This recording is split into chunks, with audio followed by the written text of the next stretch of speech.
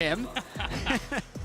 I'd be curious about the Bard numbers as well, because I know that Carrier has played it before, and it can work in terms of setting up some of the wombo combo that they do have. But yeah, the Bel'Veth coming in, I think it definitely does have power. It can be a little bit feast or famine, but we have seen it feast a bit here at Worlds when we have seen it. So I think that C9 trying to bring in some pocket picks, trying to bring in some interesting stuff to potentially take down T1. Got an answer for you on the Bard. 7-1. So that's 7 more wins than Blabber has on Bel'Veth. And it's of almost 550 games for Carrier's career. That's quite a lot of games, and guys are ready to jump into the first game of the day. I think that tells you who the crowd is siding with for this one. Huh, shocker. I didn't hear a C9 cheer. Weird. Strangely enough. Where are we? Well, hey, they've got Korean players on the roster, all right? True.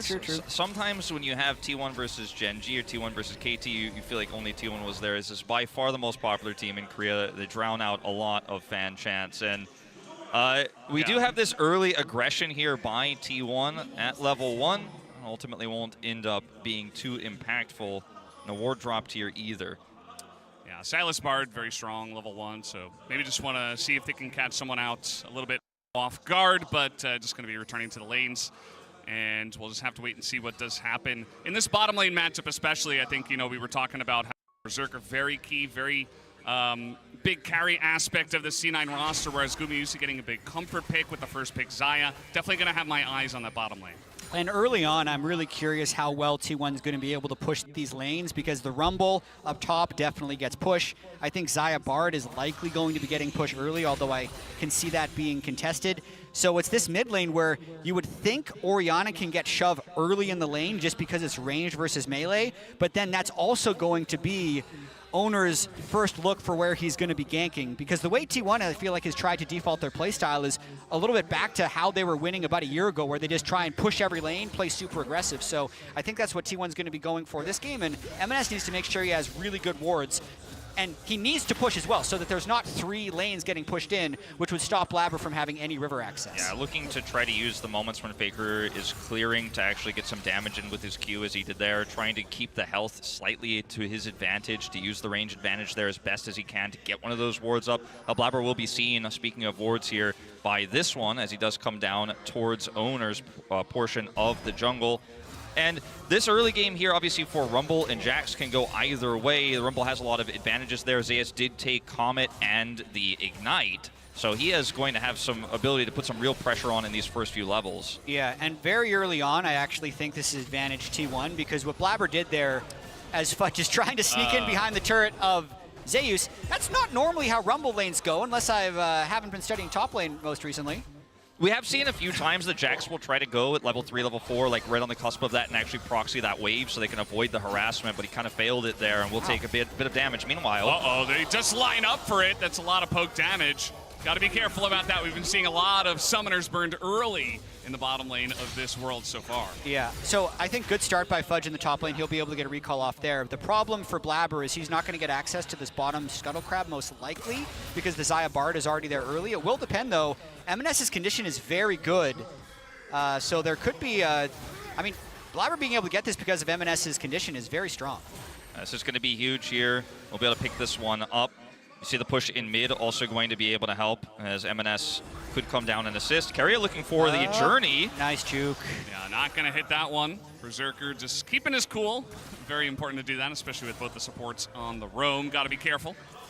Yeah, and that magical journey is going to be very useful for setting up flanks for the Silas later on, setting up flanks for Jarvan later on. It does work very well with this composition. The ultimate as well can really put a damper on Jax trying to flank, depending on how Carrier wants to utilize it. As you mentioned, Fudge will be able to come back to lane with that proxy without burning his teleport. Feels very nice to do. Yeah, and I think M&S, whether or not he's able to hold on to his flash, is going to be so critical this entire game. Nice steal there by Owner, recovering from the earlier crab. But basically, you can see Fudge, Blabber, Sven, Berserker, they have all ways to escape a Jarvan or Bard ultimate. M&S really doesn't. So if he ever is without flash, they're going to very easily be able to kill him. Owner beginning to bully a bit here in the enemy jungle. He's just going straight at Blabber. He's got the push in the top side. Blabber is not going to hit that one. He's taking damage from the little Krugs here, and he nearly loses his life, but he is going to flash out of this one, as now here comes Keria, flash forward, extremely aggressive, and once again Berserker just going to kind of laugh at him. And they're just putting pressure on in top side and bottom side here in the 2v2 once again. Keria using the journey to put that pressure on, does commit the flash this time around, doesn't find a ton of success, but they are really just trying to tax C9 everywhere, knowing Blabber was top side, knowing he was pushed out there. He's forced to flash and fudge. Now level 6 is up. Oh, he's taken way too much damage from that equalizer already. He's going to go straight into the death chamber. First blood given over to Owner in the top lane. I mean, that was just perfectly done. That play was about 45 seconds in the making as well. Jarvan invading Blabber's jungle, pushing him down. Also, Zeus maximizing his experience to hit 6 at the right time. Very, very hard for C9 to counter that. Big play for T1. Yeah, he's going to be able to pick up his Sork shoes as well off of this play. And yeah, he doesn't have teleport, but the wave is fine. He's going to be able to get back to lane without really any cost here. Fudge at least was able to, proxy that wave and return to lane on that first back without using his, so he can get back to lane right away. But that's a massive amount of gold going into a Rumble's pocket early on. Yeah, it's a pretty good start for T1. Yeah, it feels pretty good for them. I'm sorry, Jet. So far. It's not great. We'll see how this game develops. T1 did struggle a bit against TL early, but he's got the shockwave and he's looking to get the flash, and that he will. M&S just going to get out of dodge. That's all Faker needed to do. He didn't have to burn any summoner spells in order to get the flash of M&S, so now when Jarvan hits level 6, he can just move in and ult M&S if M&S ever moves past the halfway point. So not only do they get the top kill, they get the mid summoner spell flash that they needed, which lets them move to this Drake pretty uncontested. Well, I was going to say, when you use that at that timing to grab flash, then this is before 6, but Owner can use his flag and drag to threaten that with Faker stealing the shockwave, and now you've grabbed Dragon Control. And I mean, this is just T1's map to rule right now. All right, Berserker trying to take an aggressive trade here. He's level 5 against Guma's level 5. Does have some help from Blabber, who was shadowing them down on the bottom side of the map, but not going to amount to too much. Skooma just walks away from this one as double control ward. It's going to be some free gold over to C9, I suppose. Take their time killing those. Just a quick reminder on what's at stake here as well. Both these teams are 1-1 in the Swiss stage. A win won't advance them, a lose won't eliminate them, but it will put them into either an elimination game or a promotion game. So 2-1 is obviously way better, because then that means you'll get 2 chances to play best of 3s, where if you win 1, you'll advance. Loser goes into the 1-2 pool and will be on the brink of elimination. And there are some top teams down there as well. There will be after today. And Keria here, a little bit overextended. Just going to grab some Stealth Thief's edge stacks, and they're not going to commit anything towards him, despite his flash still being down. His owner's not done yet with this harassment here on the top side. He's got level 6. Yeah, this time it's even more powerful. He has the push in the top side again. Ult blown down on the bottom lane. Those Sven going on in as Keria just trying to walk this one out, but the Zeri ultimate just going to push T1's bottom lane back, as they will not take that fight at this point in time. Yeah, C9 doing their best to try and make something happen. That top side is just getting absolutely steamrolled, though, by T1. Really rough start for Blabber.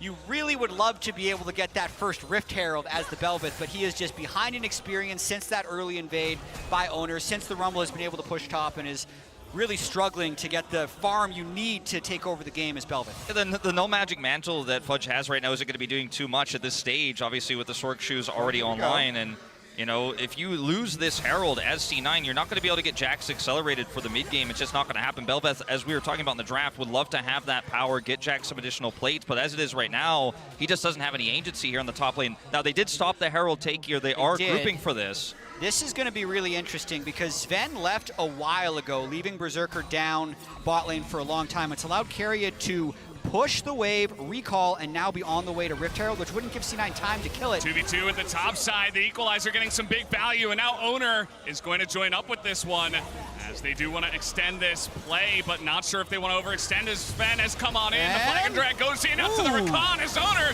just doesn't give a damn. He has Keria behind him, gets him in the death chamber. The ultimate comes out, and everybody is going down on the side of C9 in the top lane. T1 just burning them to a crisp in the top lane. Well, that'll be 4 kills for T1 now in this early game, an over 2,500 gold lead. And it was off the play there. Owner's top side, he saves Cataclysm so long there to make sure he can get the most value out of it. Then Carrier gets the double ultimate there to lock 2 in place. And Guma, he's going to force the flash, has to use his ult, but that's still going to be a win. You'll always trade your ult for that flash there. absolutely, but now you're looking at a Rumble with 5 Dark Seal stacks. This, of course, does give the Herald over as well. What a dream start for T1.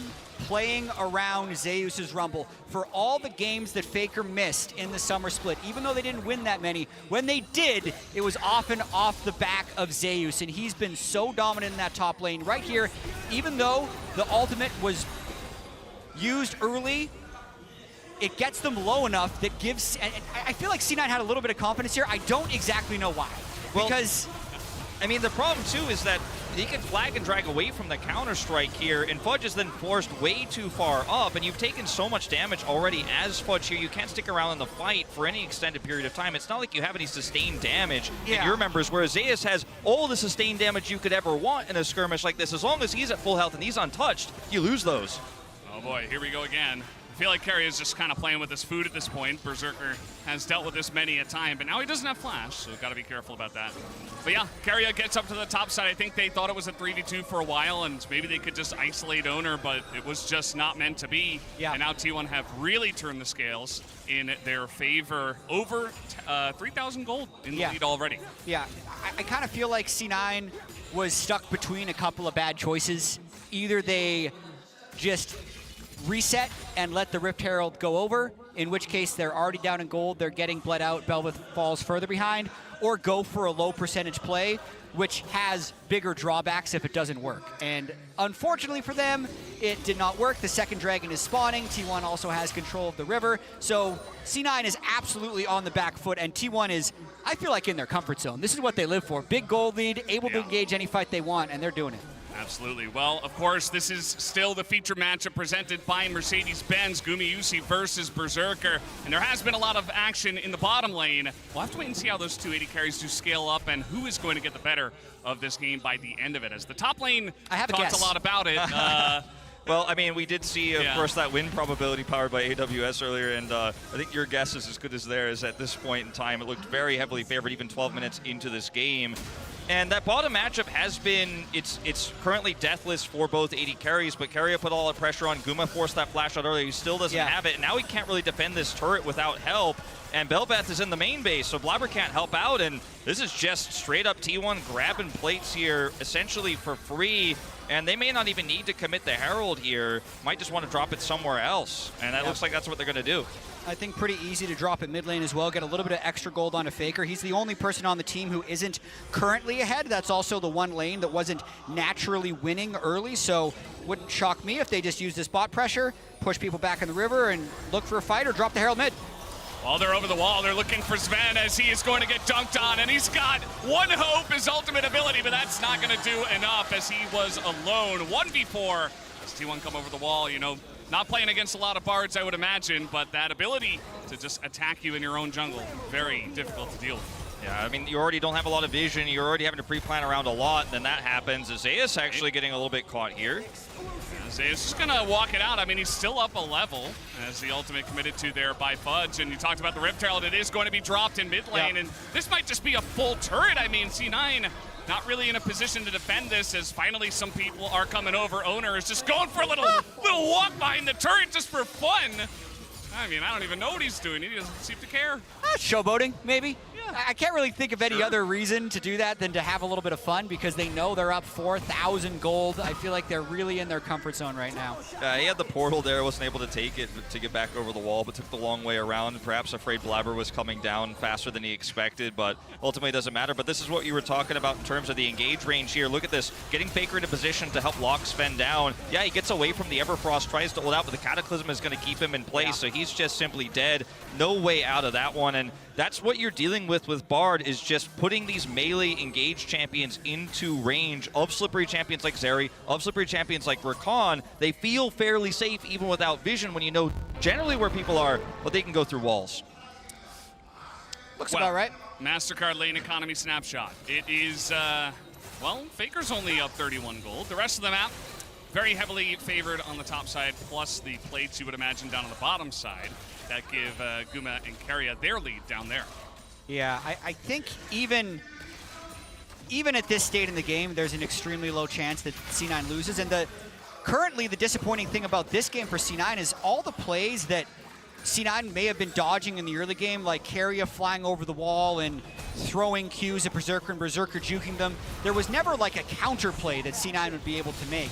Bud's in a lot of trouble. He flashes onto the other side of the equalizer. Zeus just tanking this one up. Budge is still alive underneath this turret. He's just gonna get flagged from the heavens as Owner gonna pick up his 4th kill in this game. And here's another example. They spent so long on that dive top, so there's 3 people for C9 bottom trying to make the counter happen. Let's see if C9 can at least get a turret. I mean, they're going to try to here. Keria does have ult. This is going to be very difficult to pull off, and Faker, of course, can hijack something as well, can grab the shockwave here and try to defend with it. I don't think they're going to be able to get much. Meanwhile, Berserker can't defend this turret by himself. This is a cannon wave, so get the top side play to be a success. Unfortunately, Fudge's flash not good enough to get away from that Cataclysm and the equalizer. He's impaled by the flag. They lose top turret, mid turret's down. They find nothing bottom side. 15 minutes and 45 seconds in.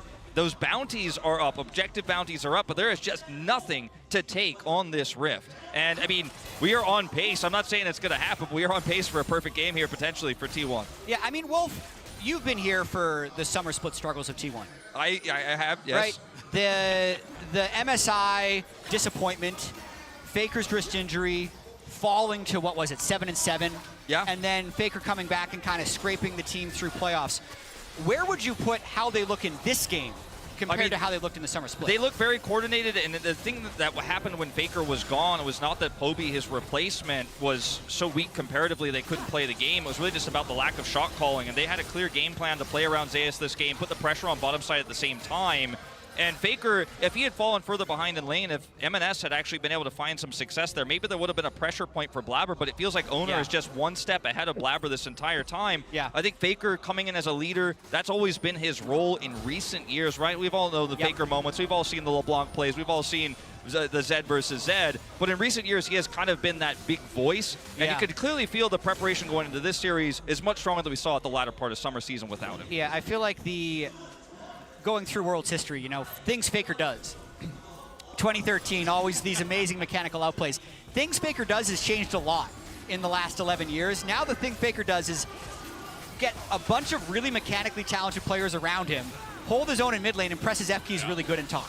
He's been pressing his keys pretty well. Owner, once again, maybe it's showboating, I'm not sure. Owner in a little bit of trouble as he does have some help from his squad, but he is going to be able to get away. Blabber gets hooked by the feathers, and now there's a massive equalizer on the entirety of C1, just trying to, C9 rather, trying to retreat out of this one. That's a huge play comes out from Keria, and they turn this one around, and even the tower can't get into this one, as Keria will disable that. This might just be a clean ace going into the hands of T1, and that it is. Nobody will fall on the side of T1. An insane win here for T1, but we all saw it coming. They had control over the Dragon, and at this point in time, Owner is just so tanky, he can absorb a lot of that damage, and as the turn begins, it feels almost tool-assisted the way that T1 chased the fight.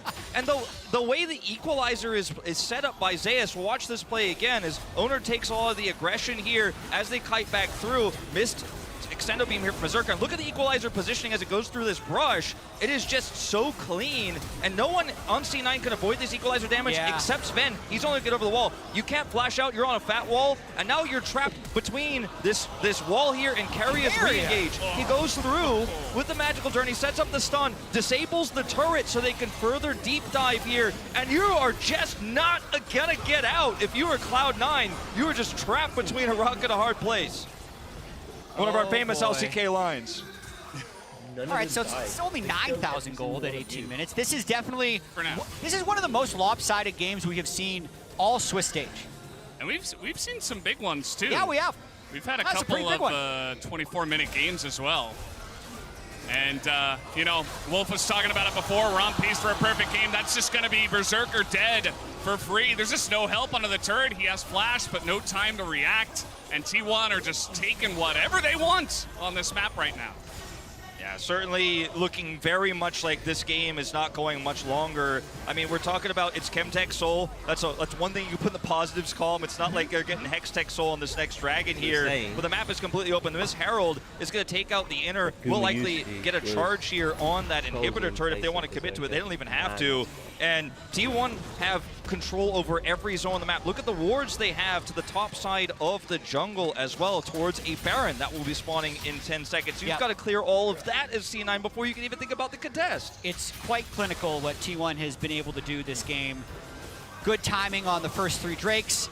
Really good timing on this last reset as well so that they can move towards Baron on spawn. That's a T1 classic. I mean, they do flip a lot of Barons. They actually move towards Baron on spawn even if they're not up 11,000 gold. It's true, but this time they are, and Faker, I mean, he's drawn 3, 4, 5 people just down to the bottom side of the map, and yes, they will get this objective bounty. Not a perfect game, chat. Not a perfect game, but it's a perfect Baron. Nobody is going to contest them on that one. As we saw the win probability once again powered by AWS, it looked like 100% actually this time. There wasn't even like a little blip. Yeah, that's about right. This would be a higher win probability than G2's comeback on day 2 when they were at a 99.4% chance of losing. Yeah, I think we might be adding 50 higher. 50 gold for the Nexus on this Red Bull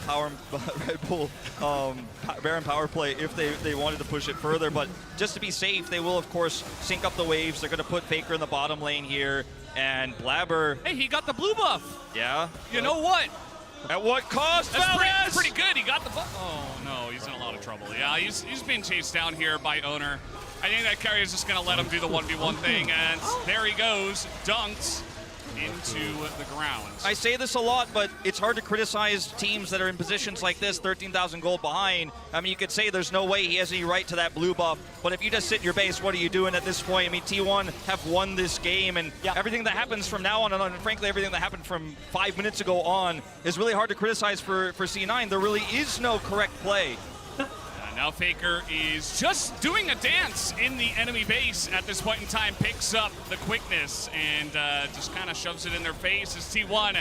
You know, they're on pace to try to break one of the fastest games that we have had here in the Swiss stage. The turrets of the Nexus are already going down. C9, they're gonna have to make one last stand, and they get the knock up here on a Zeus who loses a total of 0 health at this point in time as the Bard ultimate comes out as well. And Carry is having a lot of fun at this point. Fudge is in that backline, but he's just going to be ripped to shreds by the feathers once again. As T1 will play with their food, they will get what they deserve after this victory. As down will go the Nexus. T1 will move on to 2-1 in the Swiss stage. As down will play with their food, they will get what they deserve after this victory. As down will go the Nexus. T1 will move on to 2-1 in the Swiss stage. Really dominant showing by T1. This is the team that T1 fans wanted to have. Interesting, looking at the way this format is playing out, specifically for Energy and Matt, will have only beaten BDS and Energy to make it to 2-1 if they, in fact, do so. Yeah, we'll come down to this one to see who will have that in their pockets. But guys, you can connect your League of Legends account with Prime Gaming to grab the exclusive experimentation emote. As you might use that in this situation. Elyoya in a really bad spot. He doesn't have much where to go, and he does not have his flash. That should be the end of it, as First Blood is given over to Pala Faker. Oh boy, well that is not the start you are looking for if you are a Mad Lions fan, and that is a huge early lead. First Blood going over to the Silas here. Palafox picks it up. Some assist gold shared as well amongst his teammates. I know we call him Pala Faker, but we literally just saw Faker on Silas, and he didn't have a kill in the first 20 minutes. This guy got a kill in the first like 60 seconds. Yeah, that's true. Speed running. I think I'm giving you nothing. I'm sorry. It might have something to do with that C9, actually respected the Silas level 1 engage, and we did not necessarily see that here from the side of Mad. Look, Valdez and I hold Faker very sacred, okay? I've seen a lot of mid laners try to call themselves Faker. We have, seen Faker Dage, for example. We've seen a lot of North American mid laners. A lot of Faker imposters throughout the years. Imposters in the LCS. But in this case, we'll give him credit because it was a good play set up in part by his teammates. They do end up punishing very early on. Elyoya is now flashless. Level 2. I mean, you got to respect this. Palafox getting in Niski's face. And this can be a good matchup, but not if you're getting chunked out this early on in the lane. So definitely going to have to look out for that one for Niski, as we'll take a look at the replay and what exactly happened here. Elyoya just wants to check vision with his flag and see what's going on. It steps up too far, and they set a trap for that potential situation. Yeah, that's just a really good level 1 by Energy. I haven't checked, but they may have checked that Elyoya does that a lot early game when he's trying to prevent an invade, especially on Jarvan, and just knowing your ranges as the Sylas. Like going East start right there to hop over the wall ends up paying off big time for Palafox and Energy. He's picked up a Dark Seal now with some of that extra gold, and he is feeling very good about his start to this game. Talk about some of the matchups here. Obviously, the Taliyah into Sylas. Taliyah can have that large advantage in terms of range and some poke. Up here on the top side, this is a matchup that's a lot more comfortable than a lot of melee matchups you'll face with Rumble because you can offer some damage back. But we're not going to talk about much more. Level 2 Hex Flash. What are you? What is going on? Ignar trying to make some big plays early on. Yeah, Ignar likes to gank. He's had a very interesting career making that World's quarterfinals run with Misfits back in 2017. Going to pause for a second as Elyoya thinks about scaring Dokla back. But Ignar really struggled when we went through the Enchanter meta, and I feel like is probably ecstatic that we're back to Rakan Alistar Rel, because that is absolutely what he succeeds in. Yeah, there are a lot of players like that who do prefer the engaged supports. Ignar definitely on the list of those, trying to find his early advantage for his mid laner, further his advantage for his mid laner, but won't come up with anything. Now, Neela does have, of course, the ability to have an experience lead. You can see she's already level 4 here to FBI and Ignar's level 2 because of that shared experience that they're going to pick up with Hylissang. And he's going to be able to get 6 first for an upcoming objective fight, as we're going to hold our thought on that, as once again, Elyoya lurking. Spending a lot of time up here. As long as Dokla lets the wave crash without taking too much damage. I mean, he's got contracts up here as well. Oh, that's a good bait. And here is Palafox as well, joining the party. Yeah, I mean, they have to know Palafox was missing, so that's why they wouldn't have taken that bait from Dokla. JC might have to flash here as already the damage is coming out. Oh, Elyoya, he stayed as he's not going to get that kill on a JC. Now Palafox a bit alone. Dokla just going to cancel his recall. Elyoya thinking about continuing on this one, but will just back away. This is a fairly classic Palafox play in that it's very sacrificial, because think about what he just did. He roamed top lane, he burned all of his health, but what he did do is he got both summoner spells off the enemy Rumble. Niski gets a lot of time though. He free pushed a wave into turret. It's not going to get a plate, but it's going to start the process of getting mid push.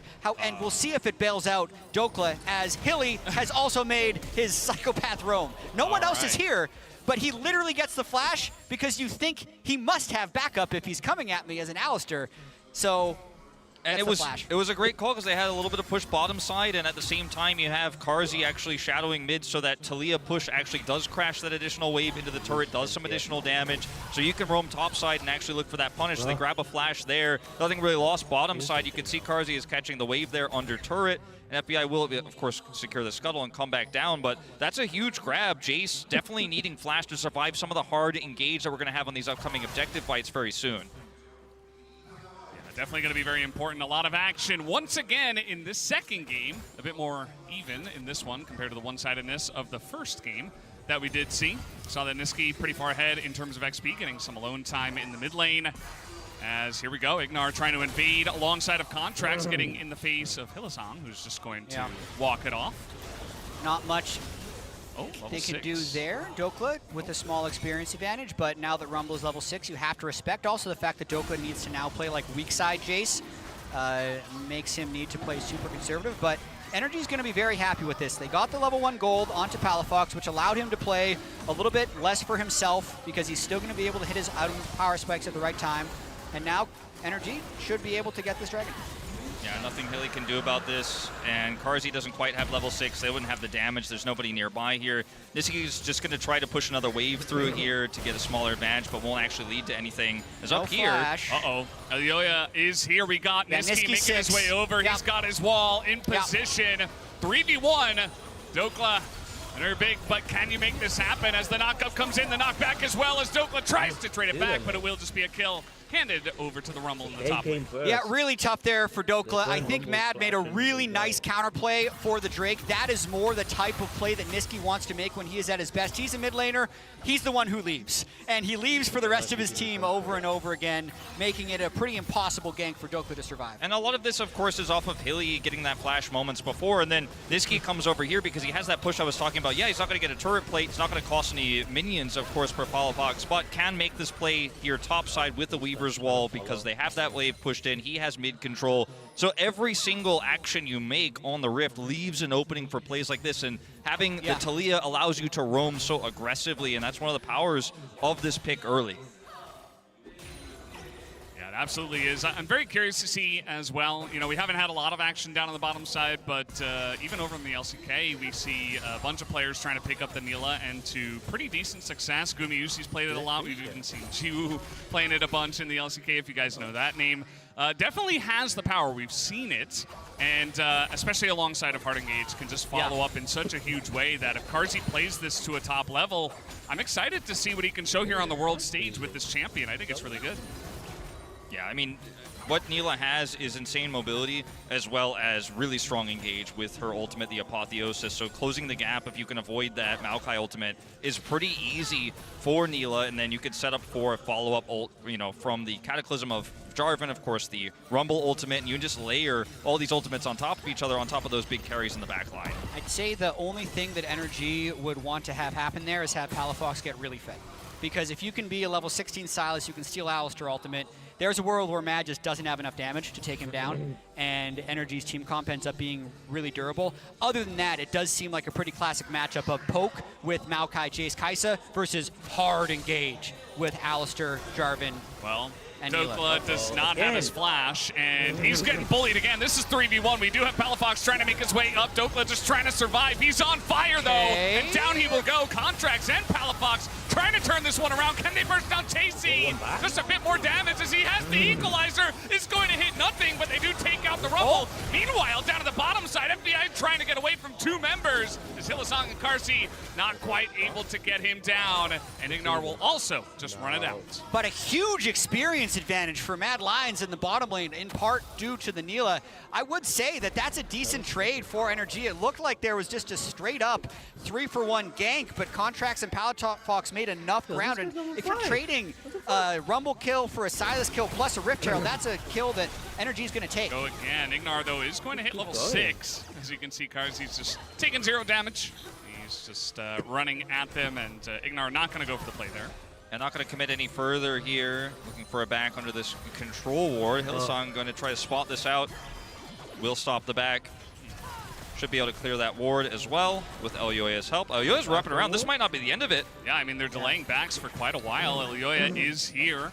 You see the ward go down. Ignar still hanging around. There's no ults for Mad, so they have to be pretty clean on this. Yeah, this is intense. I can't believe Elyoya was patient there to not do anything. Yeah, they're just staring each other down. They don't know both in there as, okay. That's not going to amount to too much as the teleport comes out, and now Ignar will press his buttons and get that engage going as the dive from Mad, a little bit lackluster, and with the teleport coming in, Energy will win big. I mean, sometimes the patience come back to bite you. You stay too long, they identify the situation, teleport to cancel. That play and grab a kill is Dokla. He is getting abused. That's a lot of damage. I mean, the wall's gonna come in here. Niski is being followed, and he will pick up the kill. The Contracts is here now. He's got his ultimate as well. Can Niski survive against the big tree? I'm not so sure one auto might do it, and that will be Contracts picking up the kill.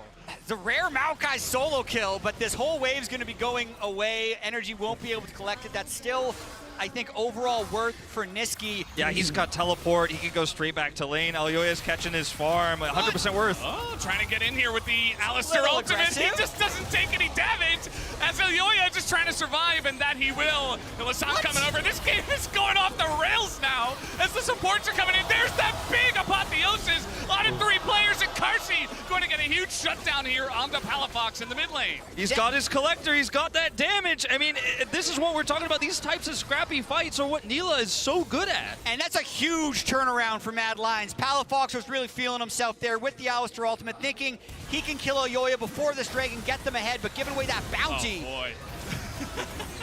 Daniel gets talking a little bit, I swear, as these teams will not stop fighting each other, especially Hilly, who just decided to kind of go in there alone.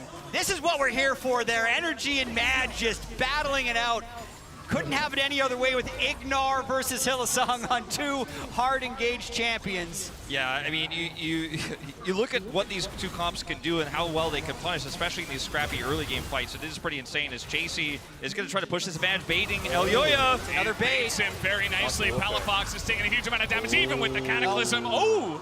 Does do a nice amount of follow-up damage with this Q, but it is not enough. Mad will pick up another kill. Always drink your potions. He's going to live through that one. That's 3 kills now on this Rumble. He's about to pick up his first item here. Now, this will be at the cost of some plates here in mid lane. Dokla's the one who picks those up. It's not Palafox, but still, Mad Lions, I think, definitely winning out on this exchange. I think so as well. Chasey is the carry so far with 3 kills on the Rumble, and I think Palafox, in particular, needs to just take a deep breath and reset. He had such a great start to this game with the kill and some teleports, but these are 2 situations in a row where he was kind of baited into a fight. When he was found in that bush, he literally could have just backed up to the second turret, but he thought he had enough damage to 100-0.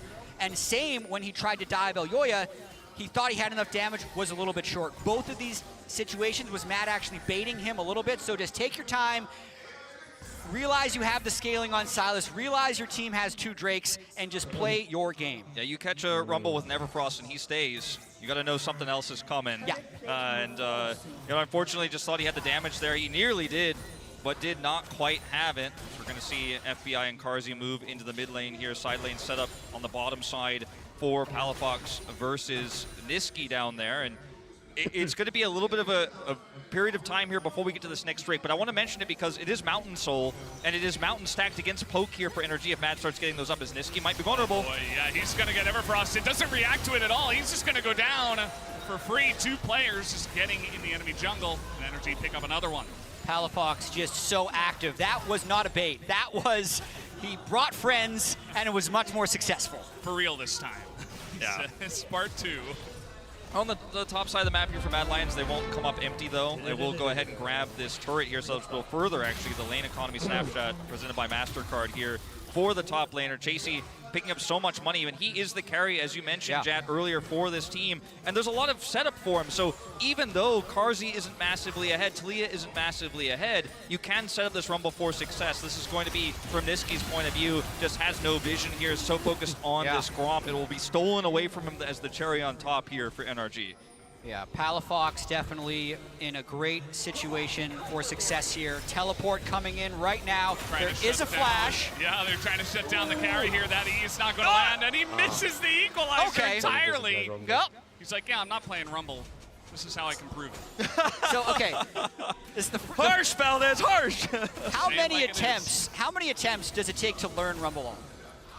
Because he's 0 for 2 so far. Yeah. Sure, third time, surely. Let's do a 3-strike system here. Okay. If he just He's got one more. again. He's got one more. Come on, guys. He's got one more. All right.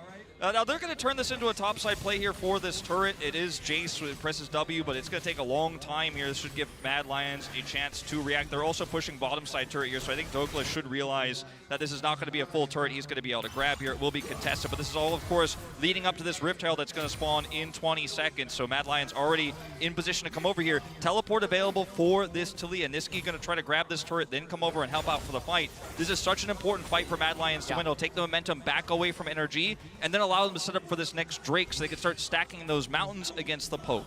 Yeah, it looks like Energy, if they can just pick this one up, they're going to drop it mid lane before the next Drake, and then you get mid turret as well as possibly good setup. So it doesn't really look like Mad Lions is in position to contest. Second Herald does take a little bit longer to kill, but Energy definitely has first setup. Let's see what Hilly decides to do. Well, TP is going to be committed to by both of the players here. Dokla also joining on up. It's a 5v5, and with Maokai ultimate, Mad say, well, that's a pretty strong ability. We're not in position to really fight this one. He misses the flag and drag, but Elyoya will be just fine. But again, it's just a free Rift Herald there to the side of Energy. Yeah, it will make a 20-second desync with Maokai ultimate and the next spawn of Drake. So Mad might be okay with that trade. I also think Palafox's ultimate timer on Alistar ultimate may expire, so Mad is just going to try and play the cooldown game and see if they can get an advantage on this next trade. I mean, the fact that the Silas, Palafox is holding on to that Alistar ultimate makes it so difficult to engage there, especially with the late join of Niski, because he really wanted to get that turret goal bottom side. They just didn't buy themselves enough space to actually get in there and engage. Now, they will, of course, have said space for this Dragon, as you're mentioning. They have set up for it, so it feels like, yeah, it didn't go so well in their Rift Herald fight, but we keep our tools, we keep these options open, and with a lack of vision here for Energy, you're going into this Neela ultimate, you're going into Equalizer, you're going to Elyoya, they spot him out. This is where Maokai saplings are very nice to have because you don't need to blindly check. Otherwise, that's exactly what Mad would want. Oh boy, Carsey goes very hard in there. No, he's going to get caught by 2, and he does have some help from the Alistar. But look at the damage on the front line here from the side of Energy. And Palafox is just unkillable. He's just running at the side of Mad, and there's the follow-up from the Kaisa. FBI gets to that back line, and Will just ripped him to shreds. It's now Hilly will be the last casualty. He does get 1 kill. And finally shuts down FBI, but that's not where you want that shutdown to go. What a massive fight from Energy there. You could see Mad tried to pull the trigger first, but it was Ignar's engage that really landed. They do not take the Drake immediately. They're just stacking gold. Second tier, mid tier, bot turret as well. Huge lead. And also, Carsey whiffing this engage is a huge problem here. They double flash, means that his flash is traded for 2, sure, but the re-engage from Ignar is so solid here. And even though Chasey is very far ahead, he's very fed, he's only hitting the Silas in the front line who's got enough resistances to power through. Once Carsey's out of this one, you are just going to lose the longer fight in every scenario. There's only so much Chasey can do. He's got his flamethrower, he's got his equalizer, but he's never going to have the damage output to win that longer fight. So much gold going over to Energy and soul points. So if Energy is able to hold on to this game, they will move to 2-1, which will put them 1 best of 3 away from advancing. That is what you want from the #1 seed in the LCS. And at the same time, Energy, they have a decent amount of poke in this comp, as we do have a pause. We'll let you guys know what's going on with that. But the second team to watch. Well, definitely a fiery bout so far. Tons of back and forth in the early game, but now it really feels like Energy are taking off with this one, as that will be a simultaneous blast cone to get out to safety here from Mad. And I think the last stand that Mad get to have is on either this upcoming Baron fight, which will probably be a few minutes away, or, of course, to defend Solus Hilly. They're going to try to get here onto Ignar, who is isolated. Will throw out the ult, but there's 3 members in there. And look at FBI. He can't do anything. He's trying to just get out of here as the wall is going to follow up. And FBI is totally isolated. He is the bonus kill for the side of Mad. Okay, this is actually the moment. 15 seconds on the Baron spawn, and that's a 15-second desync with FBI's timer. So I think Mad Lions is going to go straight for Baron. That's exactly what I thought they were going to do, is just go for a fast play. Whenever you're down this much in gold, you need to go for a quick play. Hilly is everywhere. Into the team, he's just free food for the side of Mad. As now, you were going to send it on the Baron. Maybe that delays a little bit of time. What they're going to do is just go for a fast play. Whenever you're down this much in gold, you need to go for a quick play. Hilly is everywhere. Into the team, he's just free food for the side of Mad. Fox 3-strike system. Have TP, so Mad are just going to send it on the Baron. Maybe. We'll see how much damage Palafox 3-strike system. Does he get a good ult? That was pretty good. He is going to do a lot of damage to Carsey here in the front here. No. Now the turn does come out from Mad as they keep the Baron alive as well. They get the Silas, and desperate is Energy. They just want to stop this Baron from going down. They got to give it. I don't think they're going to be able to stop it at the end. Mad will take it down, and Hylissang will give up his life for it. So 1 pick is all it takes. Elyoya can flag drag over the wall. Chasey, we'll see how lucky he is. Oh, looks like Chasey might be the bonus as well. Throws out the equalizer, but he is gone as well. But one pick, as you called it a fast play, Jat, is sometimes all it takes. I was talking about what's going to happen on this upcoming Baron that Energy starts. What's going to happen on this Soul Point fight? They don't wait for that. They seek a mistake. One overextension from Energy right away until he was helped set it up here in the mid lane. They have this ward. They see Ignar is clearing. They see huge opportunity. Flag and drag ball was there. And this composition's pick potential is so high. They're also able to catch an unaware FBI here. Talia Wall comes through. You get these two picks, you know they don't have enough consistent damage to fight Baron. And then the third thing that happens is Dokla getting caught. And now you have no damage outside of a stolen Rumble ult. Hilly just a masterclass on how to engage right there, because Dokla really should have just teleported to the turret, moved up a little more slowly, waited for the Maokai saplings, but I think Energy had this big lead. And then even Palafox, he's just going early. They didn't have vision inside the pit, so he was thinking he had to go early, but it's still a 6,000 gold. Ignar was on his way. Impatience from both the Dokla and Palafox approaches to this Baron that allowed them to both die and have Mad Lions really close the gap in this game.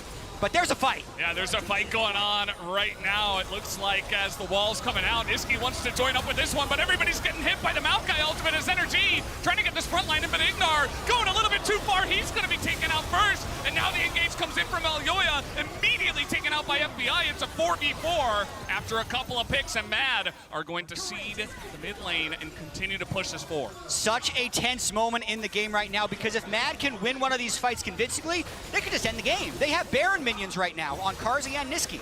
Yeah, a minute left on that Baron buff right now. Of course, a minute as well until that dragon does spawn, so they can use that to deny the soul. Just gonna try to slow siege this turret. Double knockup. I mean, they're just running in front of the Talia, and they will get punished for it as FBI can't do anything. Palafox is so low. Diving the turret as the knockup comes in to FBI, and they will take him out in the end as this game is just chaos now. It's a total barn burner. It's a slobber knocker. It's NA versus EU at the World Championship. 3 more down for Energy, but 2 down for Mad Lions. I think it will be enough to get them to get this dragon, but you really never know. I mean, 1,600 on that Red Bull Baron power play here at the end of the day. And look at this, Niski coming through here, Palafox in the front, but Ignar looks for the hard engage. There's no follow-up. There's a split call. NRG backing away as he goes through. This is really reminiscent of how Team Liquid lost to T1 and the advantages they had in that series to start off the Swiss stage. Just one overextension, you lose so much power, you start to get desperate. Then this double flip here coming through from Niski is going to set up so much damage. Karzi going a little bit deep on this one. Do love Palafox going back in for the re-engage, but it ends up being a trade here and a trade up for Mad Lions. Niski is clutching up. The amount of seismic shoves he's landed to keep them in this game and make the gold basically dead even, no soul acquired. That little Infernal and 1 Hex deck, they're not doing much. This is anyone's game. Yeah, we do have the win probability powered by AWS, and it does say bit of a favor to the side of Energy. Maybe has to do with some of the dragons that have been taken, the way some of these fights have played out. But you're absolutely right, Jat. Niski and his seismic shoves. It's a duo that has been keeping their team in the game, as now we're just fighting again. Equalizer comes out, doesn't hit anything. 4th strike. The side. Yeah, well. Gotta be careful about these teleports Third too. one was good. Yeah. You know? League of Legends got some different rules. He's gonna keep taking the Rumble Ultimate and firing it out. Dokla doesn't have to flash or anything like that, but that teleport angle was a little bit risky here, and he's not going to gain in ground with a TP down. Could have been if they just backed away, holding it for a little bit longer, finding a better angle here. Mad now have full control around this dragon pit and are going to push down. They have, of course, picked up that really critical dragon that denies soul from NRG, and JC going to continue to push through the rest of the team. They don't have Baron buff anymore, so they don't have a ton of siege here. They're just waiting for NRG to come over here and try to contest vision and look for another pick. Even though the gold is even and Energy had the win probability edge, I feel like Mad has the mental edge, because they were down 4,000 to 5,000 gold and 3 Drakes, and they have been the ones successfully pulling the trigger on multiple fights. You can also see the general position of the map, where it's Mad that has the deep rewards, and Energy has to be a little bit shy about pushing up because of what has just happened. They keep getting picked off, and they've lost the most recent 5v5 team fights. I think they need to be very cautious here use the Maokai saplings, wait until Palafox can get Death Cap, and then approach the next game. But they actually, weirdly enough, just need to slow down once again. Energy has had multiple moments in this game where they've just gone a little bit too fast. Palafox has teleport and is trying to hard farm for that Death Cap. If he can get it in the next 45 seconds here and they can get control with that poke that we've been talking about so much here towards the Baron, it is going to go well for them. Obviously, this is not the build for FBI to have all of the poke, but they still have AP Maokai. They still have this Eclipse on the Jace to poke through. FBI? Oh man, he's gonna have to flash out of that one. Just strolling up to the mid lane, losing flash, I guess. I mean, that's not the place to be alone, and Matt immediately gonna take that one. They've got Death Cap now for Palafox. He is walking back towards this Baron with the rest of his squad here, but Matt have these choke points controlled, and this is a really big problem because this comp works so well in chokes. And there's a reason to be nervous and a little bit jumpy here. The winner of this game goes to 2-1, one series away from making it through the bracket stage. Loser as well, not only has the humiliation of losing NA versus EU, it puts them on the brink of elimination. Too real, Jet! Too real. Maybe that one is worse than going 1-2. Either way, neither team wants to lose this one. NRG have actually wrestled away control of this Baron pit here, have cleared a lot of this vision. Now there's still that one ward to the left of the pit itself here for Mad Lions, but you can't engage on what you can't see. And now NRG could just control the choke with some saplings here and Jace poke. Every time acceleration gate comes up, it's going to be looking to chip away. Alistair not your best target here, but that is going to add up. Ignar! Oh, Ignar a little bit left alone, but Yoya is not going to be able to punish that one. Ignar giving everybody heart attacks right now. Any He keeps moment. looking for these flanks. Any moment could be in. Ignar's unpredictable, Hilly's unpredictable. You really never know if it's going to be psychotic or genius as well. You got to walk that line between Iron and Challenger sometimes, and It's a circle. It's a circle, actually. It's not. Look at the goal difference graph here. It was massively in favor of Energy, but the game has evened up so much. It's just 100 gold to lead now. Positional advantage here to Mad, but NRG just not walking into those choke points. They've regained vision because they do not want to walk into the Neela, the Jarvan, etc. And we've talked about this so much, and this game slows down like this because it is just a war of keep away versus hard engage. If NRG walk into the engage, they lose out. They do have, of course, their own forms of engage with Ignar, with contracts to set up the ultimate. We only get one chance at that. Yeah, and I think NRG doesn't actually want to play this game at the Baron. They'd rather play this game at the Mountain Drake, because if they get it, they get Soul. If Mad gets it, whatever, it's just the second Dragon. So the downsides of the Baron are much worse than the downsides of the Dragon. They're just up here, I hope, to make sure that Mad can't rush it. And Palafox... okay. We're actually going to send it for this one, as Palafox not going to land that one, as now he has his own wall. He wants to skate out of here. Let's see if he can do it. He's trying to get out of vision. This is bad for NA. And, he's even going to flash. Okay, well, let's see where he goes. With it. He's going straight in the enemy team as you're going to get knocked off of that wall immediately, my guy. As down he goes, Palafox is no longer in the fight. This is really rough. I thought he was going to try to go up to the top of the lane and TP out and would have lost his TP at least. But, I mean, maybe you get out of that one if you get enough distance. But a tough situation. That was definitely not it, though. And now, mid laner down here, flash down. Mad Lions making a play. Yeah, 28 seconds until Palafox is back alive. It looks like Energy's going to try and poke and hope that this Dragon is still alive by the time Palafox is back. That shouldn't be possible. Matt should hard commit to this Drake, take it, and then reposition for Baron. Now, Energy is going to try to send it into the Baron. They know that all of Mad are on this Dragon. This is risky. It's a risky call. Such a risky call. They can flip it. Things have not been going well. They're a little bit on the back foot, but Palafox will be here. Yeah, they have the damage. They have the Maokai ultimate as well. Yoya can't get into this pit, and that will be the Baron. Given over to the side of Energy in trade of the Drake. Yoya wants to get in, but look at the Maokai. Do they turn? Just ticking away at the backline of Mad. And now Mad are on the run. And that's the call you can't make as Mad. You've taken too much damage. If you go ahead in with the Cataclysm there, if you actually try to follow up with the Neela ultimate there, the Apotheosis isn't going to be enough because you've taken so much damage. You were just going to get ripped to shreds by Jace. He's just going to toss his hammer in there, go into melee form, and obliterate your entire team. If you do commit to that, you've taken too much damage. Great call from Contracts to toss that ultimate out to keep them at bay just a little bit longer here. And it's quite bizarre here, Palafox's decision-making after he does get caught here. Yeah. But, I mean, you're up too far. He does panic here, decides to flash away, and then walls back into Mad Lions rather than going towards the top side there to try to maybe teleport away. I think if he goes top, he just didn't expect himself to be able to live, and then that makes his death timer even longer.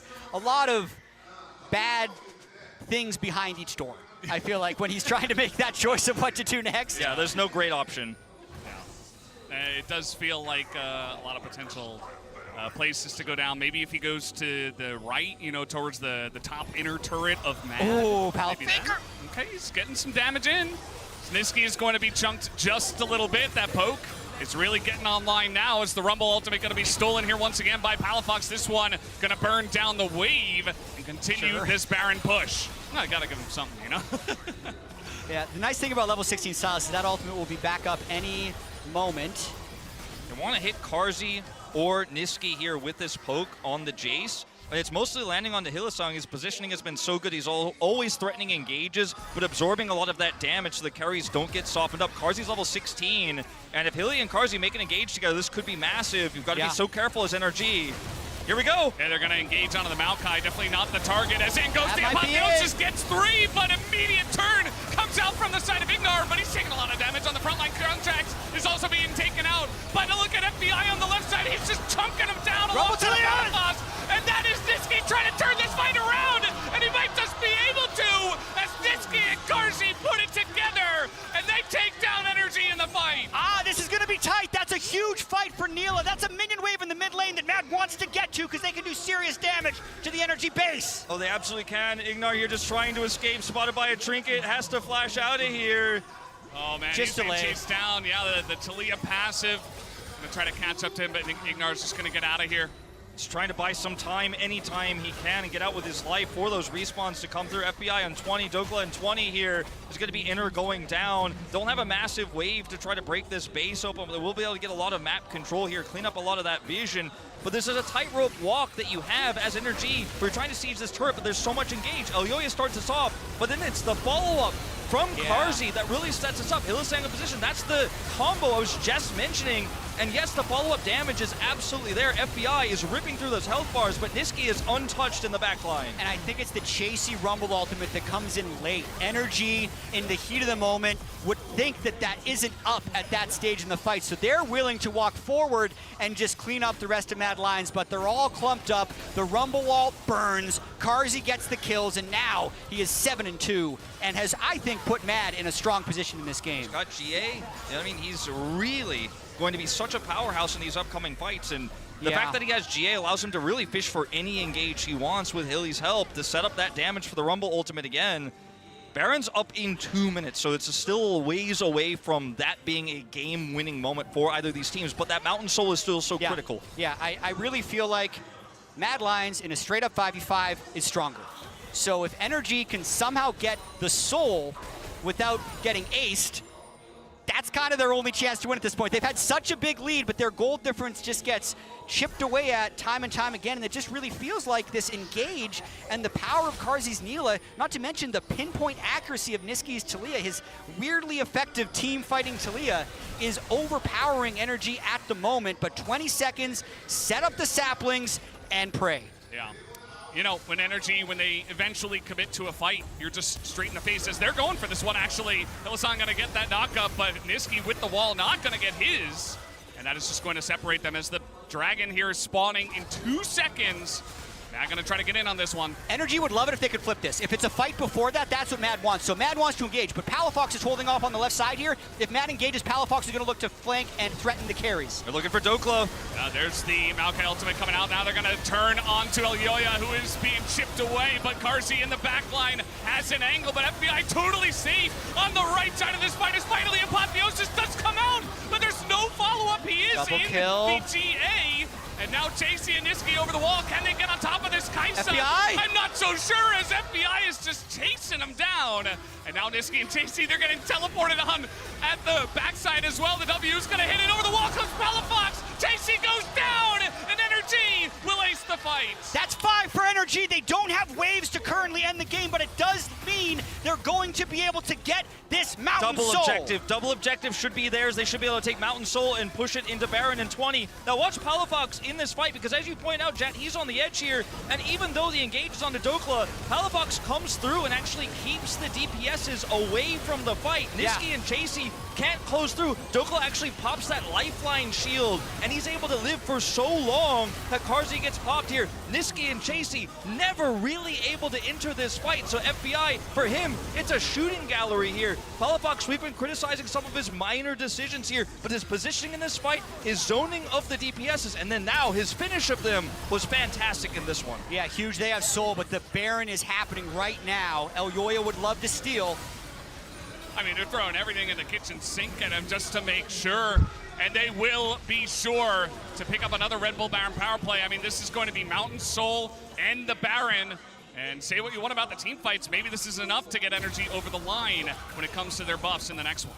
Yeah, I mean, the mid-inhibitor turret is heavily damaged. There's an outer, or rather inner turret protecting that top inhibitor turret here. There's a lot to break through for NRG to try to end this game, but they've got good wave, they've got poke to actually shove these through. Gonna take some time though. I think this alone will not likely end the game, but it should give them a lot of map control for potentially that Elder being the game finisher. Yeah, it's real. I think there's a bug.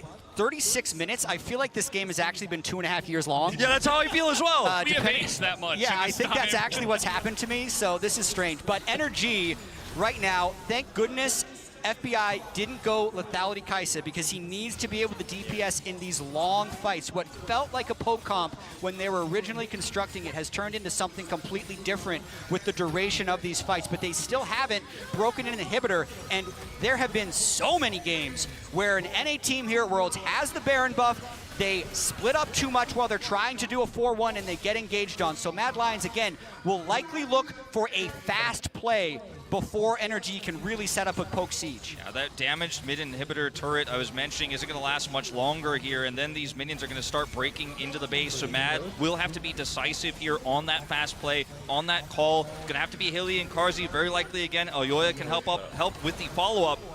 Carzzy trying to push forward and challenge FBI. cannons that are here buffed by the Baron, but yeah, that's just mid-inhibitor gone, and now you throw in the Maokai ultimate. That against the wall, they're going to have to make a decision. They just hold their grounds. They're not scared about that. It's the Stolen Rumble ultimate. Does do a little bit of damage this time around. Would have liked to be a little more synced, maybe burn Carzzy's cleanse there with the Rumble and Maokai ultimate, but he's able to get out of there pretty much without burning anything. Niski here looking for a potential play as well. Can cut this team in half with his ultimate if he finds the angle. No flip there. Just looking for picks for, okay, that's the Unbreakable Will, and immediately that is going to be energy just backing away from Hilly. He says, okay, well, that's your ult down, and that will eventually expire, and that should be a second inhibitor for us, as the wall is going to come down. It's going to corral energy, but they don't seem to care at all, as Matt is not going to take this fight. I think we're going to Elder. Yeah, the timers on these inhibitors should give NRG a ton of prio, and they can put their focus on the top lane while Mad have to deal with mid and bottom super minion waves. And I think that is going to be where this game is ultimately decided at the end of the day. Mad stacked 2 Mountain Drakes. Those are actually quite significant, even though it's not Soul against this poke composition. You can really feel some of that poke coming through from Dokla when it lands onto Elyoya, when it lands onto Hylissang. Feels like it's not really doing all too much. The Soul doesn't help that poke either for NRG. I think that if Mad can get one miracle team fight, if they can get some modicum of control and set up and engage, this game is not over until it's over. But every card is stacked against them. Yeah, it's really crazy, really, just to think about the power of the 2 Mountain Drakes. Carzzy has 191 armor. Chasey has 187 armor. Like, it doesn't look like they should be these tanky people. 1 armor item apiece, but the level 18 base stats as well as the 2 Mountain Drakes. Percentage-based, yeah. Pretty huge.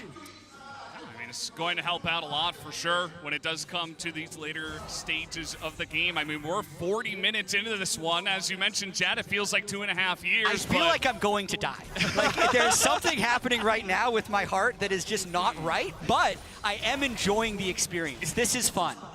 Yeah, I mean, it's 45 kills. That's probably like triple what we're used to. So similar experience over here. And, you know, Matt just holding on to their waves. They are grouped up here at the top of the map. And you You can see Elyoya maybe trying to look for an angle, but he's just going to flag and drag out of this one. Look at the damage here for FBI, level 18. He is just, even against these tanks, doing so much damage with every single Q he pops. And they can put the focus here because the time is against Mad in mid, in bottom because of super minions. Niski's going to clear this very quickly. He's got a lot of wave clear. He's running Leandres here. But time is ticking on the Elder as well, and Mad needs to somehow deal with all these waves, defend topside, get to the Elder Dragon itself, and then look for some of those miracle engages we were talking about. It seems impossible, but we've seen crazier things this game already. I think anything is possible in this one because Mad Lions isn't currently taking any risks. It's really going to be about how Energy can set up the approach to this Baron and Elder Dragon. There's only 30 seconds on the desync between Elder and Baron, so Energy needs to get back fast because they actually don't have great vision at the Elder Dragon right now. This is possibly a situation where you wouldn't want to flip, even though the Mountain Soul was a situation where they want to flip, so I'm really curious to see who ends up being the first team to engage in this fight. Energy has a lot of structures as well, you know, to buy time against Elder if they do end up losing it. Right now, Mad has control over the pit itself. We see a back here for Niski. He has teleport, can rejoin. Yeah, that poke's doing nothing from Dokla. Yeah. I mean, it chipped the shield, I guess. I mean, that's about it. Did a little bit of damage to Karzi with the Kaisa W, but that's, you know, that's the only damage we've really seen as Energy. They do have 4, and look at Palafox, he's just running down the mid lane. Oh, he's playing a different game. He's not going for Elder. Someone has to defend that. No, Mad's gonna flip it. They're gonna dare him back. Someone has to go. Chasey, he's going as now. We are just going to flip the objective, aren't we? And it is the German. And now the TPs are coming in. They just want to end the game. Energy, they don't want to even deal with the Elder, and they will not have to, as they will take down the Nexus and move on to 2-1. In true Energy fashion, the double TP backdoor, single TP, the other guy just walked in, but that is how they do it. They don't worry about the 5-minute build up towards the crucial Elder Dragon fight. They just walk in the front door and move themselves to 2-1 in the Swiss stage. They were super good at making the right calls around stressful objectives. There were some micro mistakes we saw from them. There were definitely some errors in the mid game that gave Matt a little bit more power there. There were some great picks from Hilly. Karzi had some fantastic team fighting, but when it came to decisions around objectives, Energy just came up better. And in that last moment, they knew they had the super minions pushing mid. Palafox made the choice to go up there threatening, knowing Dokla has TP, and at that moment, as Mad Lions, you're trapped. You know, if you're watching this and you're not very familiar with competitive League of Legends, you're probably thinking, why didn't they go back? Like, they've got to defend, but once you're in there, you're locked in that space. They will stop your backs. They will not let you go home, and it was checkmate, essentially as close as it gets to checkmate in League of Legends. Amazing play by Energy. They now move to 2-1. Decision-making in stressful situations. It was questionable in the mid-game, good in the late game. When it mattered most, they made the right decision. That's all that matters. Energy will pick up the victory tonight. Unfortunately, Mad will move down to 1 and 2 and face elimination in their next best of 3. But guys, we are done with this matchup. We have 2 more on the way. We got BLG up against Fnatic up next after the break. And what is the main difficulty? The Elder into finishing the game on your end. I want to know about communication on your side to grab the victory in the end. Yeah, I think thing from Dokla. Yeah, I mean, it chipped the shield, I guess. So I think Palafox just saw a good opening, and we think we just double TP'd in, or maybe just top just TP'd in, and it was a good end. Honestly, props to you guys for keeping your head cool and managing to grab the victory in the end. I have to say that I'm really impressed by the run that you had throughout the whole year, grabbing the victory in the LCS at the end of the season, and the fact that people have been underestimating you guys all season long. Do you think it's something that gives you strength coming into Worlds? Well, I definitely think it eases a lot of the pressure on our shoulders. I think generally every Western team, maybe excluding G2, come into every matchup with Eastern teams as underdogs, so there's not a lot of pressure on us, and yeah, I just want to be able to show that we can have good, entertaining games. And grab also victories, which is what you guys have been doing so far. Thank you so much, FBI, for the interview, and good luck on the next ones. Thank you. Sharks, back to you. What a wholesome interview. I like that you reminded him of the fact that the road he's kind of traveled, and I think it's a great note as well in terms of NRG, and the fact that nobody expected them even to win the LCS title. So why wouldn't we give them a little bit of credit here in terms of making something happen?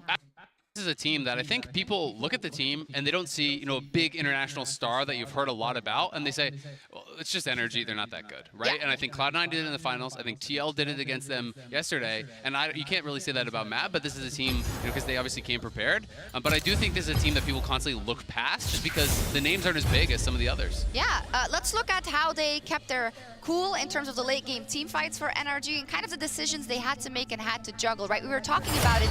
It was starting to be more and more overwhelming in their favor, but still, they couldn't make a single mistake. Yeah, exactly. I mean, I think the thing that was the most impressive, Mao touched on it before the interview, was the fact that they played the map really well, right? You know, and this is what it really did come down to. It wasn't necessarily about the team fights. It was about how they set up the map, how they're able to not get picked off when they're actually before the Elder Dragon, taking down the inhibitor towers, setting up a situation where, yes, if you have a guaranteed win at the Elder, you fight that, but if not, you have that secondary win condition of going for the Nexus.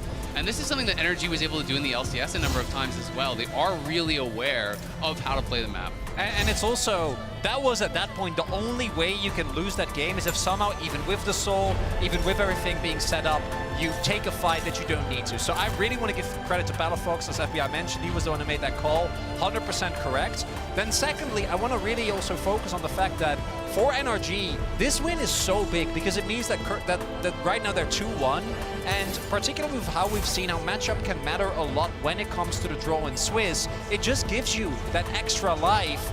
When you look at the teams already waiting for you in that 2-1 bracket, I think you're going to be appreciative. You're going to need as many lives as yeah. you can get. I mean, it is really scary in that 2-1 bracket, absolutely. And Battlefox, I just want people to put some respect on this guy's name. You know, I think he has been snubbed a number of times for All-Pro and LCS. This is a player that Travis Gafford did a video with him where he walked around the LCS finals. And this was like a year or two ago. And he offered people money if they knew who he was. And Battlefox agreed to do this. Almost no one knew who he was at the LCS finals. So these are all LCS fans. People did not know his face. He won the LCS title. He's here. He's representing NA well on the international scene. He deserves to be known. You beat Niski, you deserve to be known as Palafox. Right? There you go. No, all jokes aside, we see it here. I think even though that game devolved into a lot of like craziness at the end of the game, the fact that, or the reason why NRG was in a winning position for most of the beginning of that game was literally his roaming, his roam timers, the impact he had upon the map, right? So if that Baron thing does not happen, I think we see a super convincing game. And something that always frustrates me, because I've been a fan of the LCS teams in the past, is when teams play aggressively early, then make one mistakes and then stop doing stuff, right? And I want to really give NRG the credit for they kept on going, kept on trying, never unfazed by, again, some of the errors and the shenanigans that happened in that game. As we pulled up the Swiss bracket, a couple of words on Matt there. You know, they pulled the game back, but I think, you know, that mistake Cardsy made early on, unfortunately, is a team decision, of course, that the engage is in sync. That costs them dearly, and you see later on the chances that comp could have had, but it was just a very uphill battle, and now they find themselves in an extremely uncomfortable position. Yeah, absolutely. Down in the 1-2 area. We get the rematch. Do we get the rematch? We could get the rematch, but we're also expecting DK, let's be honest, they're heavy favorites. You know, that could be in there. When you look up at that 2-1 pool, when you look at some of the teams that are still here in the 1-1 bracket, Weibo could be down there if things go to shop. You could have Weibo, you could have DK, you could have D9 if they were lost to. You know, TL or GAM could come through. There's a lot of teams that are going to be really hard draws, and that's why falling to that 2-loss mark early on is so devastating for your chances. Yeah, as mentioned yesterday already, you could be happy about the possibilities in a Swiss system, but there's still only 8 spots in the bracket stage, and you're going to have to beat one of the heavy hitters to get there. Let's move on to our next game. As Azil said at the top of the day, we haven't had any lower seed upsetting a higher seed yet.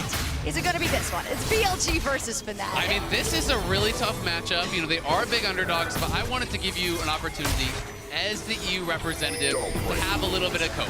So may I present to you the Copo-meter here, Shox. We're gonna have you fill this in. So we have the players for each team, and I want to tell you, you want to tell us how much cope you have for each of these matchups. Where do you think they can get the advantage? Right, I'm gonna not put one hot maybe percent. Finn is up there. We can skip There's that. cope and there's delusion. Shall we start here, maybe? Okay. Maybe in the mid lane. Or Like maybe. I know this is a trap we often fall into because Yagao is not that flashy, and I think that makes a lot of people underrate him, even though he's very systematic in his approach for BLG. But Humanoid has to be at scope, right? Absolutely. I mean, I'm kind of with you on the scope here because Humanoid has had some really good international performances. When you think to his best moments, he has been able to stand up against some of the world's best laners, and sometimes go Humanoid, go crazy, take over the game. Yeah, then, you know what? It becomes tricky, but we're coping.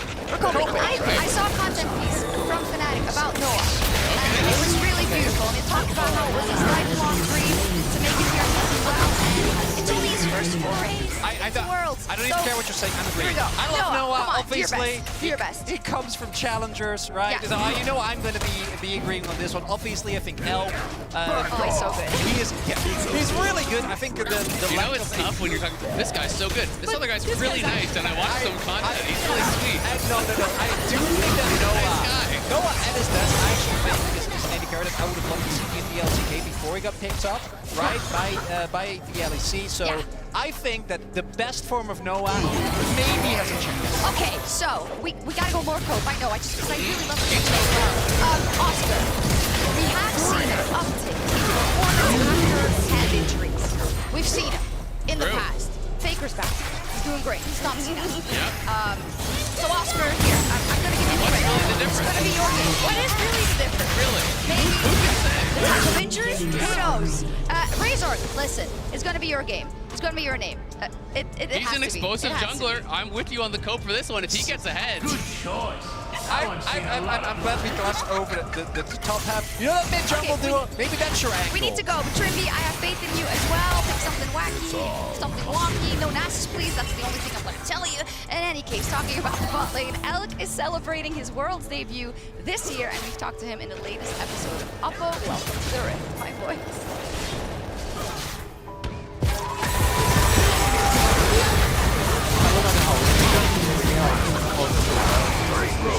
其实对于这个的话，可能自己在上一年结束的时候，可能对于明年可能会能不能参加世界赛，或者自己能不能就是去一次世界赛，其实可能没有那么大的希望。然后自己今年一年，我觉得经历了非常多吧，然后也是就非常的坎坷了。然后对于今年一年，感觉还是非常的开心的，能够 参加世界赛，其实当时是非常的激动，然后也非常的开心的。然后自己站在世界赛舞台，其实更多的是去享受舞台，然后也是非常的很荣幸能够站在这次舞台上来。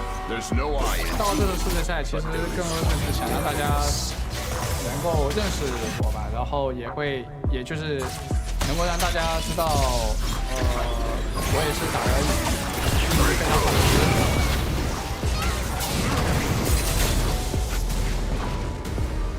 Finish training. Welcome back to the Caster Desert. Big game pursuit for Billy Gaming up against Fnatic. In this one, you know, I hope it doesn't go the way that we had in the first game of the day, where we did have, of course, T1 kind of stomping on C9. I hope that Fnatic can kind of reach the level of Billy Gaming in this one. But we'll just have to wait and see as we do move into the draft right away. Yeah, I want bangers all day, but I also thought that BLG was one of the best teams going into this World Championship because they basically spent all the way from spring playoffs to now only losing to JDG and then one series loss to LG 2 days after their nemesis had taken them down. So they've been incredibly dominant. It was a 15-1 summer split in the LPL for BLG, and Fnatic, even though they did go on that surge, have not looked to the level of BLG. And they're 1-1 because they lost to rivals JDG again already early in the Swiss stage after taking that win after over CT, which was a very one-sided game. They were crushed there. The level of competition, you know, between their match against KT and match against JDG a little bit different here in Fnatic. But I think if Fnatic comes with a good plan, who knows what could happen in these best of ones. The last you'll play here at Swiss stage as Yagao is going to get the first pick. Orianna here. We see the involvement insanely high on this champion. 10-5 here at Worlds. 15 games played, mostly bad, but definitely a pick that you do not want to give over early here unless you have a good reason. Don't think that reason's going to be Nidalee. We'll see what it is. Yeah, I think the reason is it was a little bit of a gambit by Fnatic to dare Yagao.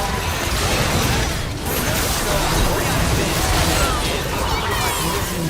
Legends, and here in 600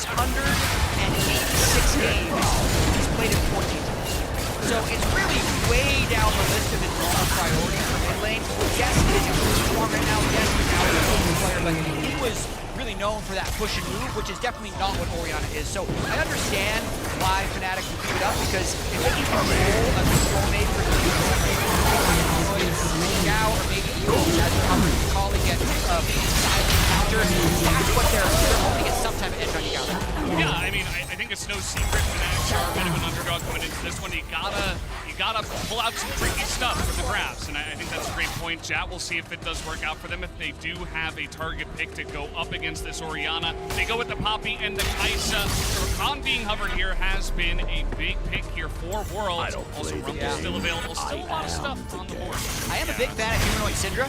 I know we've seen Syndra played in Orianna, not that much success by APA, but I think Humanoid Syndra is I think that BLG will probably not prioritize the Syndra very highly. If that's your plan, then you could definitely hide it till later on in the draft. We'll see what they do end up picking up here. Support is still open. The Alistar is still available. It's been such a pivotal pick here at Worlds. Tristana will get locked down here for Elk. So what we did see happen to BLG by JDG, they could be looking to do here. Again, dominate bottom side, get those pushes going, grab some extra plates, and put someone power on the map. Works well with Rakan. And the Akali you mentioned, I mean, this is a bold choice. Humanoid feels like he can take Yagao down inside. So we saw Chovy find success with this against Faker in that matchup earlier this week. Yeah. But it's a tough one to pull off in the early game. You're really going to suffer. Yeah, you can see Akali starting to set up as a mid lane pick, as a counter to Orianna, really, unless you're Chovy line.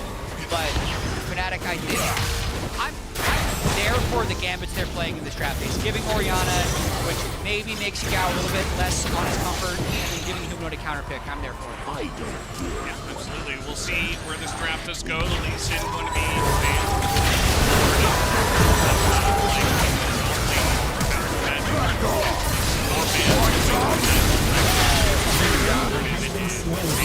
there, as we know, Rumble for the next game. They're probably going to get a look as well here. Poppy can be flexed top. I don't think that is how that draft BLG are going to be thinking about that too intently either. Jhin will lose now. Fine. A lot of power between Vi and Orianna. Big explosive follow-up with that Tristana. It will be actually not the Alistar, but the Nautilus that is taken away. Can be quite strong into Tristana, can be quite strong into Rakan. Similarly, if you had that Leona pick, if you did want to try to lock down the with Solar Flare, but I like the Alistar here much more.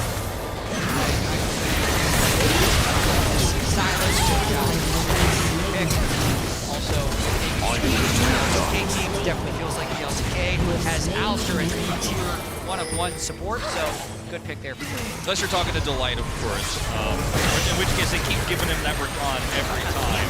As Jax, I think is going to be the lock-in here for Bin, and they'll take the Sejuani with this. Tons of permafrost synergy in this comp. And you're doing this blind, quote-unquote, but you feel pretty good into any available matchup. Even if they lock in the Cassante here, you know you have power. Yep, it's been Jax. It's a terror. So we'll see what they end up doing. I mean, Poppy Top and Jax have been running the whole time. You can see the smiles from Felix. You're like, are they really gonna burn us? There it is. It's locked in. They're gonna play it, and they're gonna play it up against BLG. Give it a try, and definitely you can play this Ivern, and I think it's going to be pretty interesting with the 180 carry that is the Kai'Sa of sorts. You know, we only really saw it in the LCK if you're playing double 80 carry, you got the Tristana and stuff like that, but certainly can try to be very disruptive and, you know, put up some bushes, try to support some of your lanes as well, that Akali will need some help. I'm not a big fan of this pick. I'm going to be the one doubter because, like you mentioned, there's no double 80 carry. Kai'Sa not a traditional 80 carry in any sense, and sure, you can put the trigger seed onto Akali, add some additional damage there, give her some additional backline access, you could argue, and maybe you can catch a root on one of these engaged champions, but you are always going to be outmaneuvered by Jax. You're going to have to deal with you're a squishy champion. Sure, you have the Poppy as a frontline here, but I think this is an extremely risky decision that may accelerate the pace of the game for BLG quite significantly with the game fight. I think it can work, but I don't think this, for me, is the place for it.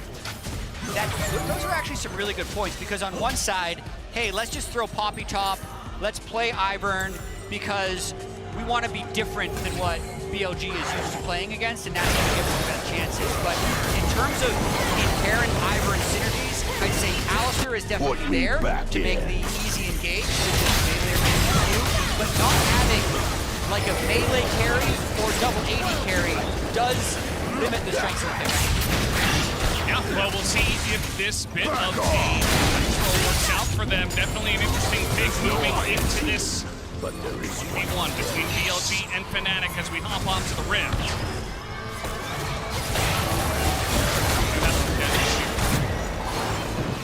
A lot of Chinese fans coming down to the arena this evening, so a lot of them waiting in line to get into the studio today, and a lot of them very excited to cheer for our Chinese representatives here at BLG evening. One of them in now.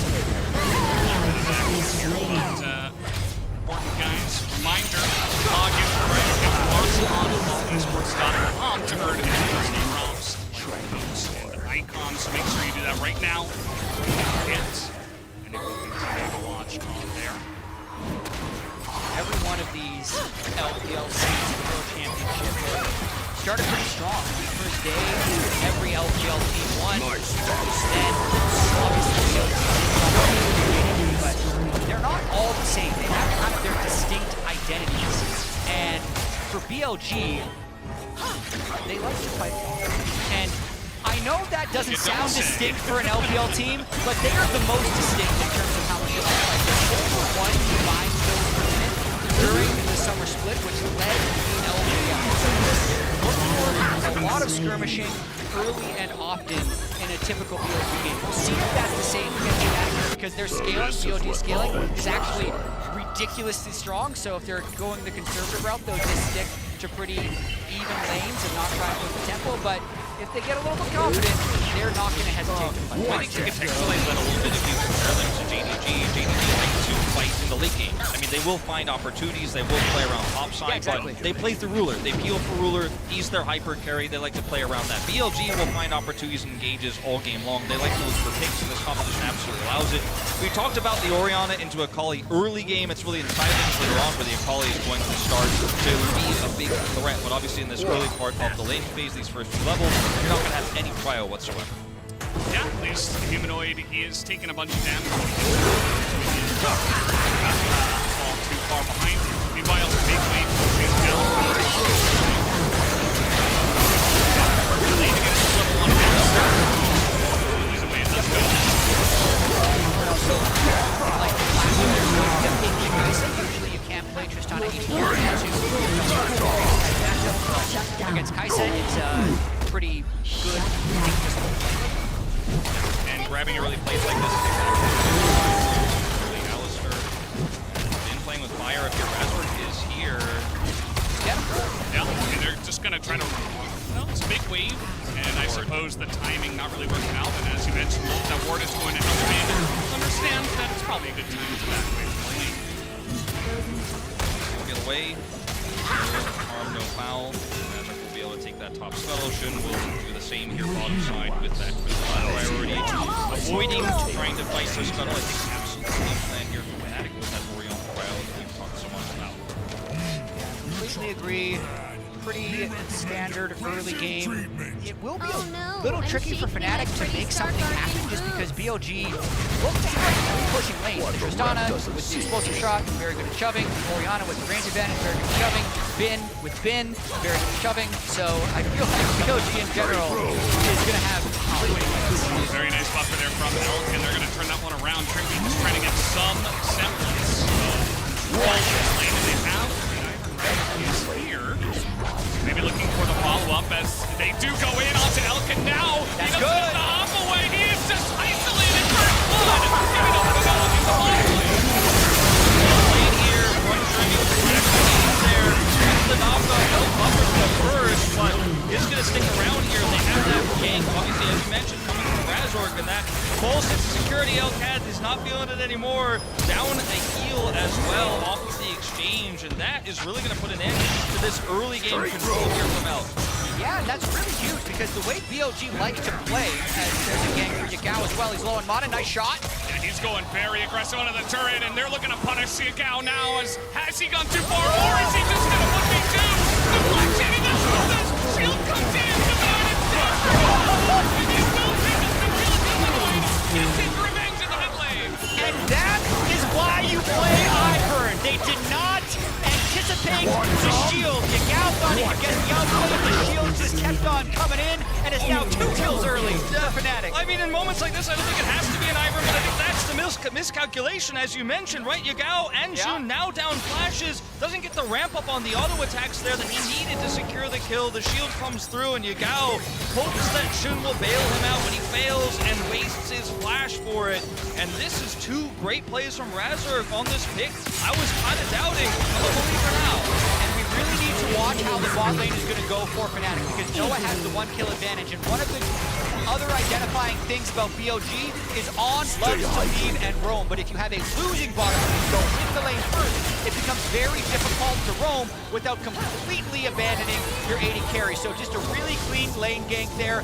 Trinby finds the engage, and then here, Yagao low on mana, pushed too far up, probably no way out, but once the fight gets this close, Humanoid's back, you could just flash backwards over the wall, probably alive. He flashes forwards, that's when the shield comes through, and it turns the tide. And the brush, of course, prevents him from ramping that additional auto that might have been enough damage so close there, but the Ivern kit that wins out.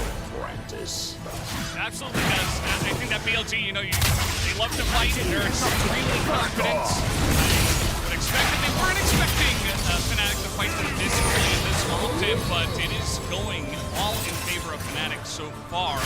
It's just a couple of kills, 300 gold, but that is that early lead that you need for this competition of Fnatic to try to challenge them into scale has been. He's going to hop into the Poppy.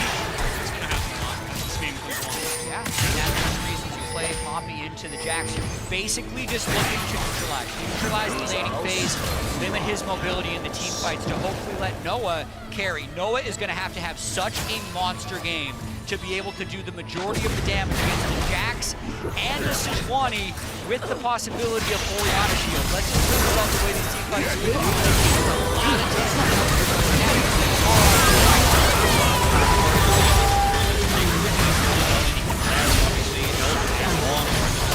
No one else can try to make a play top side and Dream here instead. Has both Buster in, solo on mana here. Vin has plays that can get his mana back a little bit. They're going to push this wave. It's a pretty nice stacked wave, and it's up 6. I mean, this is potential game, but Oscarin is pretty tanky. Wait for Orianna. As you mentioned, they're just going to wait for the 3v1. We've seen this already today as down. Should go the Poppy in due time. Didn't take very long. Kill going over to Bin as well. You know, you mentioned trying to mitigate this match. Too far ahead. He's 15 minutes ahead. The late goal's going to go over. Poppy has just kind of been, I want to say, pushed back into turret, but he's been trading so well. He even used Honeyford earlier, and now we're going to try to turn this into topside objective control as well. I wonder if they can push them off this Rift Herald, because if they get it, BLG's going to be off to the races, but Razork's here, level 6. Humanoid has ults. They're trying to turn onto the Akali, but Humanoid is getting in there. He doesn't give a damn. He's got the Daisy to help out with the triple knockup, but in goes on to help with his own knockup and a follow-up of Trippy. He comes in and turns the tides of the fight rather as Yagao is going to go down. It's a double kill for Trippy on the Alistair. And finally, Oscarin does come in here, and he will try to help out with this one, but on and Bin. Watch the bandit ship. I mean, Rift Herald is denied here. You end up getting a nice kill on the back of that play as well, and I thought it was so well handled by United. Now's in trouble. Yeah, he's just going to throw an ult into Noah. Doesn't want any of that. Yeah, looking at this fight, I feel like all the ultimates expended top lane gave Humanoid the confidence to be able to go in on that one, and delayed for them is very it was extremely good. There was a flash, there was a lot of things. Oscar would have been able to straight into the Rift Herald. He's actually going to be back alive, but it's Humanoid who needs to watch in this this fight. Yagao has no ultimate, Sejuani has no ultimate, Min is low on mana, so they can't really retaliate that well, and the Ivern will make Humanoid a lot more effective, right? It gives him effectively a lot more health in this fight, pops off in it. And in the early game, those shields really add up. Daisy obviously really helping out the in this fight, and Humanoid's patience as well. Dashing out, gets stunned out of the fight, that can come back in. He does end up getting taken out, but this is a huge win. Deny the Rift Herald, and of course, grab those 2 kills. This is huge. Now, you've got a kill on Noah, you've got a kill on this Akali. And these are accelerated champions for this competition. You were mentioning, Valdez, earlier, that you really want to have if you're going to have any sort of chance at competing with this competition. Before we get to the later parts of this, where you were talking about Jack's side lane condition. Might as well be me. It's definitely going to come down to this game does go pretty long. The Northern is going to get to work over this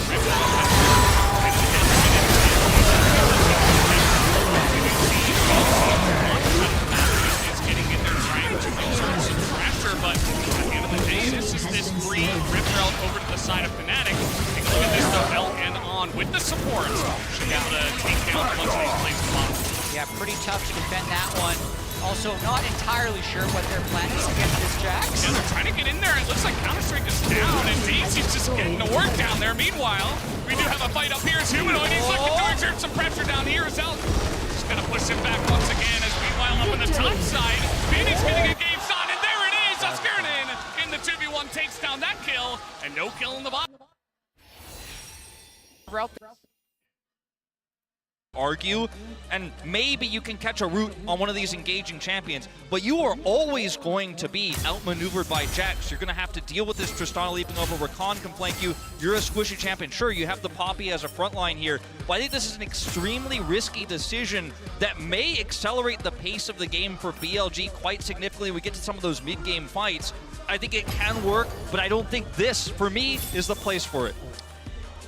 Those are actually some really good points, because on one side, hey, let's just throw Poppy top, let's play Ivern, because we want to be different than what BLG is used to playing against, and that's going to give us the best chances. But in terms of inherent Ivern synergies, I'd say Alistar is definitely there to make the easy engage, to just melee range your Q, but not having like a melee carry or double AD carry does limit the strengths of the pick.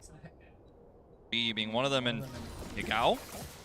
Yeah, a bit of action here, but important, guys. Reminder, you should log in with the right account and watch on lolesports.com to earn exclusive drops like emotes and icons. So make sure you do that right now so you don't forget. Then you can continue to watch on there.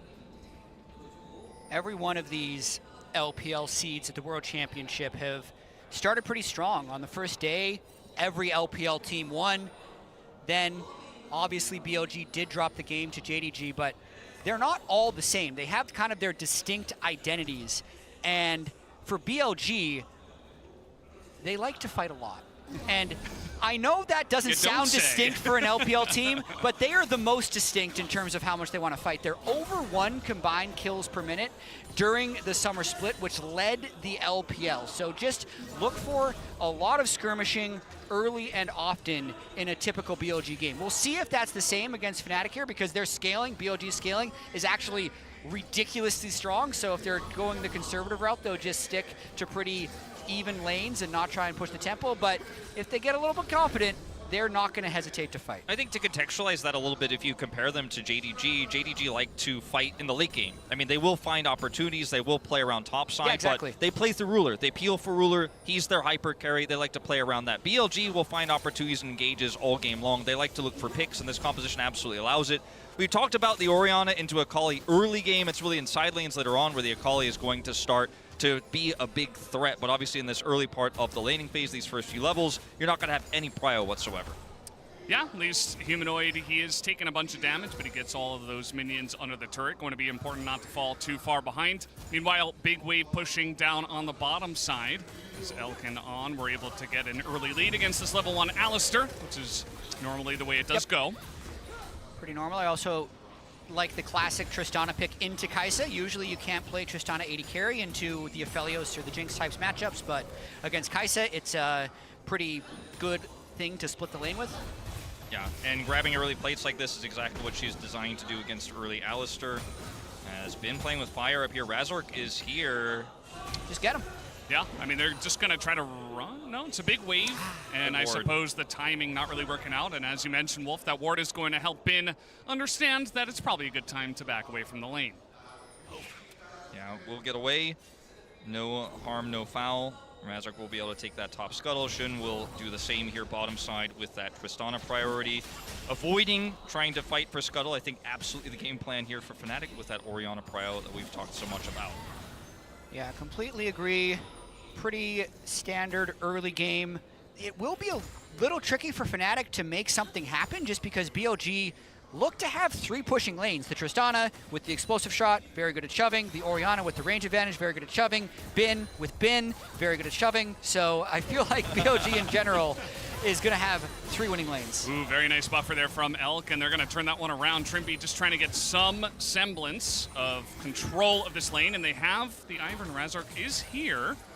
So maybe looking for the follow-up as they do go in onto Elk, and now he doesn't have to hop away. He is just isolated. First blood given over to Noah in the bottom lane. Super well played here from Trimby with the flash engage there.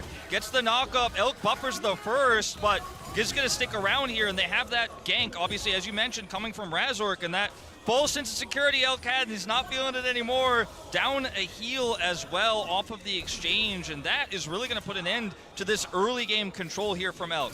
Yeah, and that's really huge because the way BLG like to play, as there's a gank for Yagao as well. He's low on mana, nice shot. Yeah, he's going very aggressive onto the turret, and they're looking to punish Yagao now. Has he gone too far, or is he just going to 1v2? The flash in, and the shield comes in, and Humanoid is safe for now, and they will pick up the kill. Humanoid gets his revenge in the mid lane. And that is why you play Ivern. They did not anticipate the shield. Yagao thought he could get the outplay. The shields just kept on coming in, and it's now 2 kills early for Fnatic. I mean, in moments like this, I don't think it has to be an Ivern, but I think that's the miscalculation, as you mentioned, right? Yagao and Shun now down flashes. Doesn't get the ramp up on the auto attacks there that he needed to secure the kill. The shield comes through, and Yagao hopes that Shun will bail him out, but he fails and wastes his flash for it.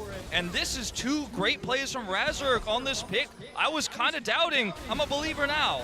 And we really need to watch how the bot lane is going to go for Fnatic because Noah has the 1 kill advantage, and one of the other identifying things about BLG is On loves to leave and roam, but if you have a losing bottom lane, if you don't win the lane first, it becomes very difficult to roam without completely abandoning your AD carry. So just a really clean lane gank there. Trinby finds the engage, and then here, Yagao low on mana, pushed too far up, probably no way out, but once the fight gets this close and Humanoid's back, you could just flash backwards over the wall, probably alive. He flashes forwards, that's when the shield comes through, and it turns the tide. And the brush, of course, prevents him from ramping that additional auto that might have been enough damage so close there, but it's the Ivern kit that wins out.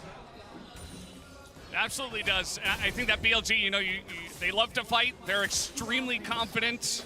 I would expect that they weren't expecting Fnatic to fight them this early and this often, but it is going all in favor of Fnatic so far. Now, it is just a couple of kills, 300 gold, but that is that early lead that you need for this composition of Fnatic to try to challenge them into the mid-game and not let them scale. Has been going to hop into the Poppy. That's going to happen a lot as this game comes along. Yeah, and that's one of the reasons you play Poppy into the Jax. You're basically just looking to neutralize the laning phase, limit his mobility in the team fights to hopefully let Noah carry. Noah is going to have such a monster game to be able to do the majority of the damage against a Jax and a Sejuani with the possibility of Orianna shields. Let's just think about the way these team fights are going to be late game. It's a lot of tanks to cut through, but Fnatic are off to a great start. Well, Fnatic are going to be able to secure this Drake, it looks like, here without any contest. Obviously, Elk and On are in the vicinity, but no one else. They're going to try to make a play topside in trade here instead. Shun has ult. Oscarinen solo on mana here. So Bin has cookies that can get his mana back a little bit. And they're going to push this wave. This is a pretty nice stacked wave, and Shun is level 6. I mean, this is potential gank, but Oscarinen is pretty tanky. Even with the Ruby Crystal, here comes Yagao. As you mentioned, they're just going to wait for the 3v1. We've seen this already today as down. Should go the Poppy in due time. Didn't take very long. Yeah. Kill going over to Bin as well. You know, you mentioned trying to mitigate this Jax. Don't let him get too far ahead. He's 15 CS ahead. Plate Gold's going to go over, and the Poppy has just kind of been I want to say, pushed back into turret, but he's been trading so well. He even used the honey fruit earlier, and now they're going to try to turn this into topside objective control as well. I do wonder if they can push them off this Rift Herald, because if they get it, BLG's going to be off to the races. But Razork's here, level 6. Humanoid has ults. They're trying to turn onto the Akali, but Humanoid is getting in there. He doesn't give. Damn, he's got Daisy to help out with the triple knockup, but in goes on to help with his own knockup, and a follow-up of Trimby. He comes in and turns the tides of this fight, rather, as Yagao is going to go down. It's a double kill for Trimby on the Alistair, and finally Oscarden does come in here, and he will try to help out with this one, but On and Bin will just abandon ship. I mean, Rift Herald is denied here. You end up getting a nice kill on the back of that play as well, and I thought it was so well handled by Humanoid. Elk in trouble. Yeah, he's just going to throw an ult into Noah. Doesn't want any of that action. Yeah, looking at this fight, I feel like all the ultimates expended top lane gave Humanoid the confidence to be able to go in on that one, and delaying the Rift Herald is very important. Otherwise, Bin will be able to crash that turret. But let's watch this dive one more time. It was extremely clean. There's a flash, there's a lot of things that Oscarden would have been able to do in defense, but they locked the CC straight into the Rift Herald. He's actually going to be back alive, but it's Humanoid who you need to watch in this fight. Yagao has no ultimate, Sejuani has no ultimate, Bin is low on mana, so they can't really retaliate that well, and the Ivern will make Humanoid a lot more effective, right? It gives him effectively a lot more health in this fight. Pops off in it. And in the early game, those shields really add up. Daisy obviously really helping out significantly in this fight, and Humanoid's patience as well. Dashing out, gets stunned out of the fight, that can come back in. He does end up getting taken out, but this is a huge win. Deny the Rift Herald, and of course, grab those 2 kills. This is huge. Now, you've got a kill on Noah, you've got a kill on this Akali, and these are accelerated champions for this composition. You were mentioning Valdez earlier, that you really want to have if you're going to have any sort of chance at competing with this composition in mid-game, before we get to later parts of this where you were talking about Jack's side lane win conditions. Yeah, it's definitely going to come down to that if this game does go pretty long. But take a look at this. Fnatic going to get to work onto this Rift Herald, and it's, 10.5 minutes in. They should be able to take this down, as you do see BLG on the bottom side of the map. Shin is getting in there trying to exert some pressure, but at the end of the day, it is just this free Rift Herald over to the side of Fnatic. Take a look at this, though. Elk and On with the supports should be able to take down a bunch of these plates in the bottom lane. Yeah, pretty tough to defend that one. Also, not entirely sure what their plan is against this Jax. Yeah, they're trying to get in there. It looks like Counter-Strike is down, and Daisy's just getting to work down there. Meanwhile, we do have a fight up here as Humanoid. He's looking to exert some pressure down here as Elk just going to push him back once again, as meanwhile up in the top side, Bin is getting engaged on, and there it is! Oscarden in the 2v1 takes down that kill, and no kill in the bottom lane is matched by BLG. And that's the plan with Poppy Ivern. Apparently, you can just walk up and dive the Jax at the turret. I don't think Bin necessarily knew that, but they get the kill. They had the Herald. They're actually going to save it for later because they have plenty of time. But it's all about keeping Bin down in this game, and Fnatic hadn't been doing a great job of it, did right there. Well, this is a huge turning point, right? As Daisy is popped here, Razork coming over, and Bin uses his Counter-Strike here to clear the wave because he needs to kill the minions, but he's unsuccessful at getting all of those, and now he's just taking chip damage over and over and over again from Daisy. Flashes away here, is caught by the root, and then, of course, the avoid here on the Counter-Strike allows Oscarinen to then follow up and kill him. And down here, it's a really nice play from Humanoid, because this looks like, okay, we're making a play top side, we're going to lose out big on the bottom side, but he wins the mid lane control with that prio, comes down and says, that's the end of your plates. You guys are not getting any kills, you're not setting up any dive. They even get the TP, from Yagao. He's caught that wave in mid, but TP down, no big cross map here from BLG. Fnatic just playing the map better.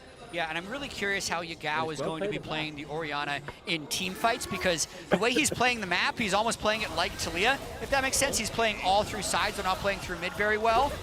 Trimby's taking a lot of damage. Yeah, he also smashed the ground. Not quite as effective as the Daisy. On is going to take a lot of damage. Humanoid once again in the back line, just forcing him. Trimby is going to be forced to use his ultimate now, and he's being chased down the river. The rest of his team just leaving him to die, as BLT will get the shutdown over to Elk by taking down the Alistair. And that's the worst too, the Alistair shutdown. Because he'd unfortunately gotten a couple last hits in the previous fight. That's a 450 gold donation over to Elk. Yeah, that's really rough, getting this Tristana further ahead. And, Oscarinen's going to grab a turret plate up here top side and has this push. Should be able to get his way out of here. But this is, you know, picking up gold on a Poppy who's going to be pretty self-sufficient anyways. You know, picking up a gold on a Jax, for example, a top carry is going to be way more important than just coming up here and grabbing a plate on Poppy. By the time Ben gets here and Razork shows up, he's just going to be able to clear the wave. No play to be made down here. So now Drake's evened up. It is Chemtech Soul here, so might not be seeing that much of a commitment from these two teams over that. Drake, that hasn't been too impactful this tournament. Yeah, if anything, I feel like this will be more likely to extend the duration of the game. Oscar Renan obviously getting a little bit more gold up there. Humanoid is taking a lot of damage. Gets ulted in the Shroud. Wow. He's just going to go down 2v1. Elk picks up another big kill. What a nice play by BLG there. Humanoid thinking because he has the safety of the Shroud and the turret that an AD carry and a jungler won't be able to kill. Renan obviously. These two teams over that. Drake, that hasn't been too impactful this tournament. Yeah, if anything, I feel like this will be more likely to extend the duration of the game. Oscar Renan obviously getting a little bit more gold up there. Humanoid is taking a lot of damage. Gets ulted in the Shroud. Wow. He's just going to go down 2v1. Elk picks up another big kill. What a nice play by BLG there. Humanoid thinking because he has the safety of the Shroud and the turret that an AD carry and a jungler won't be able to threaten him, but they just basically 100-0 them and put Elk in a very strong position. Like, this has been a good early game for Fnatic, Wolf, but the overall team fight structure of BLG's composition is still on pace. Yeah, it's very strong when you continue to get these kills over, and this is exactly what I wanted to take a look at. We saw the turret plates for a moment just before, but if you take a look at the lane economy snapshot presented by MasterCard here, it's 1,100 gold nearly here for Elk, the advantage, and this is a carry pick. Ivern has a ton of gold in that advantage here for Fnatic, but it's Ivern with Moonstone Renewer, right? These types of picks are impactful gold. Yeah. The Poppy getting topside plates, for example, with Rift Herald, not going to really change the impact of these 5v5s. Ultimate here at basically point-blank range for Shun means that he feels confident enough that even during Shroud, he can pull it off. Our observers toggled that right in that moment where you could see he knew pretty much the angle. Very cool, and now we see the AD carries move into the mid lane. This Chemtech Rift is going to be pretty interesting when we do start fighting over those, as I think, you know, we're probably going to be trading them off 1 for 1. Also, who's going to get that second Rift Herald, which is spawning in a minute and a half? Could be pretty good for getting some pressure in the mid lane and trying to get ahead in this game. Yeah, Luden's completed for Yagao as well, so his Shockwave or even just his QW will start doing more and more damage. Really big upcoming team fight. If Fnatic can actually pull off the next team fight, let's say Humanoid gets significantly ahead of Yagao, then they'll be able to maneuver away from team fights. Because, like, I really do think either Noah has to be ridiculously far ahead to shred through a very strong front line of Bin and the Sejuani, or Humanoid needs to be so threatening in side lanes that he can easily kill Orianna and possibly stand toe-to-toe with Jax if he has the Ivern shadowing. Otherwise, the 5v5 team fights, I think, will be well in favor of BLG. There's one also extra card they have up their sleeve in terms of the Poppy ultimate, but that's not something you can reliably use in each and every fight to warp it into a 5v3, for example, in your favor, especially when we consider how far away Jun can be in any of those moments, how Bin can flank. So you're not just going to guarantee knock the jungler away and win that 5v4 because they can play so far back before they engage. Still, at least a little bit of an emergency button here for Fnatic, one extra tool they have in their shed here. But I do agree that this next fight is going to be one they want to win very decisively here around this Rift Herald to start furthering the map, or opening up the map. On is going extremely deep now. He is Rakan. One more? And you'll see that Fnatic will respect that as they just run away from him. They say, well, you're probably too slippery for us to do too much about it. But you can see that both teams really trying to get some pressure, trying to get some map control over this part of the map, as now Trimby is in the pit, and now he's out of the pit. He's spotted. And now he's on the run. It doesn't look like he really wants a piece of that. He's going to be okay, luckily for him. Very tanky Alistair. Bin is having his way with the bot lane minion wave, so he's just going to keep farming and farming. Fnatic is just, I'm just thinking about how these fights are going to play out. They're so low damage. Right, they're going to catch on once again, but, you know, again, it's this Rakan. They don't want to go into this choke against that and take a fight in that position, as Bin is making his way up. Skirnin in the bush. It looks like they finally do spot him. Is now on. Might not have a way out against the Poppy. Down he goes. He's just bursted 100-0. And now this fight coming in, Humanoid is pretty deep as the Poppy ultimate this time. You can rely on that one, but Humanoid, again, he doesn't really want to stay. Whoa. As now Askern is going to go over the wall, and the follow-up engage is huge as in goes Shun alone. And this is a 45 for BLG. I don't think they want to take this fight as Fnatic is going on in. Finn, of course, in that backline is pretty huge, but he is alone. And Askern is just leading the charge on the bottom side of this fight. Divide and conquer. Fnatic just pick them apart piece by piece. Humanoid will fall, but it was beautiful to see how they punished on using the steadfast presence, locking him out. The Kai'Sa damage is enough, and then you have the follow-up there. Poppy ult knocks Elk away. Damage is split. Yagao, he's Orianna. He doesn't have damage throughput to continue that fight. Elk, meanwhile, Look at this guy. I mean, he's not going to be able to hop away. It's okay, he's got a Rakan nearby, and he's just going to put the steadfast presence in. He wants the stem plant, but he's not going to get it. As ticking away is Askern. Oh, he gets the shield by hitting the plant, and Oscar will not fall this time. you love the Chemtech Rift. You just got to love it, Valdez. I know it's your favorite. Oh, yeah. Love it. Fnatic is having a moment right now. If they can continue to clutch up these team fights, we're talking about some of the ways they might be able to win. One of them was Noah or Humanoid need to get really fed. 3-0-0 now. Really starting to tick up his power on the Kai'Sa. And honestly, Oscar, being ahead of the curve right now, 2-1-2 on the Poppy, makes him incredibly hard to kill. He's the Giga Tank at the moment because they not only have him, they have the Ivern shields, which work multiplicatively with resistances, so he really can't die in these fights unless BLG spend a substantial amount of time damaging him down. Been walking through here. There is one warrior he can try to flank from, but it's not a great one, so he's just going to walk his way over here. That's going to be their main engage. Will he see this teleport flank? Definitely will. A very important ward to come down. Bit of damage into Humanoid, but it's just buying time for Fnatic to chip away at this Drake. As there you go, knocks away the jungler. And again, he is reliable. Oscar will not be denied. As Honest taking huge damage, Humanoid is going super deep, and he has so much support from this Ivern. They're going to try to get on top of Elk, and they might just be able to do it. They can't quite put that last bit of damage in, though, and Elk will be able to get away. As now Oscar on the front line, and the follow-up comes in from Trippy. Have they overextended is the question, Ben. It's going to give them the answer as the shutdown comes in for Shun. It looked so good. It looked so good in the fight, and the shields really stacking up onto Humanoid made it feel like maybe they could carry their way through, but there is just too much here on the side of BLG, even with the low health bars. Once you're pushed out as the Akali, it's just so tough. Bin spots this flank, stuns off of the teleport here. Humanoid gets out, and then the follow-up here, knocking away the jungler, guaranteeing the smite is how this fight starts off, but then they all in onto the Rakan. And BLG team fighting is world class. You can see the way people just get away with slivers of health and never quite let you finish them. Look, on and out, you think, hey, it's going to be a 3v5, let's keep going. But he's able to get the Orianna shield. He stays just on the outside of the team fight so that when Trimpy does go in, Elk is the one who's able to clean up. For a guy who seemed like he could be out of the fight, the turn at the end just catapults BLG ahead. And once Akali's mobility options are down, there's no way she can actually get back in and offer anything to the fight, even with the health lead that she has in that moment. So Humanoid just has to watch as his team kind of gets front to back by the turn and burn there coming from Elk. Doesn't matter how low you are as an AD carry if you've got the space to do the damage. Yeah, and this one coming in, we did have BLG as the favorites. They are currently favored by the win probability powered by AWS, but this game has really been on a knife's edge, and it still does feel like it could be anybody's game.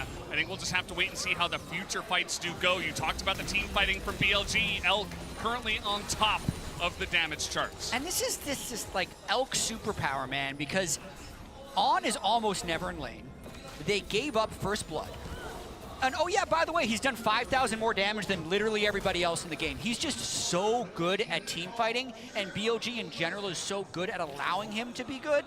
So Yagao in this game, Orianna, a power pick for everybody else, hasn't looked spectacular, but he's almost, to me, prioritizing his shielding, right? He's making sure that Elk is the one who's going to be able to carry, or Bin is the one who's going to be able to deliver the pain. Yeah, and that's one of the things about this Tristana pick. If you look at all 10 champions of the game, Tristana has the longest and most consistent damage output of any of these champions. Obviously, Akali can burst very quickly, so can Orianna. Kai'Sa has some sustained damage, but it's never going to be able to compete with the Tristana that is just constantly auto-attacking in these fights and getting resets and jumping forward. So if he lives long enough, if you can't actually kill him, these fights will always go BLG's way as long as they continue to protect him. So Fnatic's MO needs to be to pick him. Last time they got so close, they put Onlo, they put Elklo, but they need to finish that takedown. They need to eliminate him to win these fights. And I really feel like Fnatic's strength of this team composition is solely existent in the mid game, so they're really running out of time in where they can win these fights. This Baron being up now, like any type of fast play they could make where they can get Trinby to knock someone backwards or really just force fights around these objectives, because if it gets too late, I feel like BLG will just take over.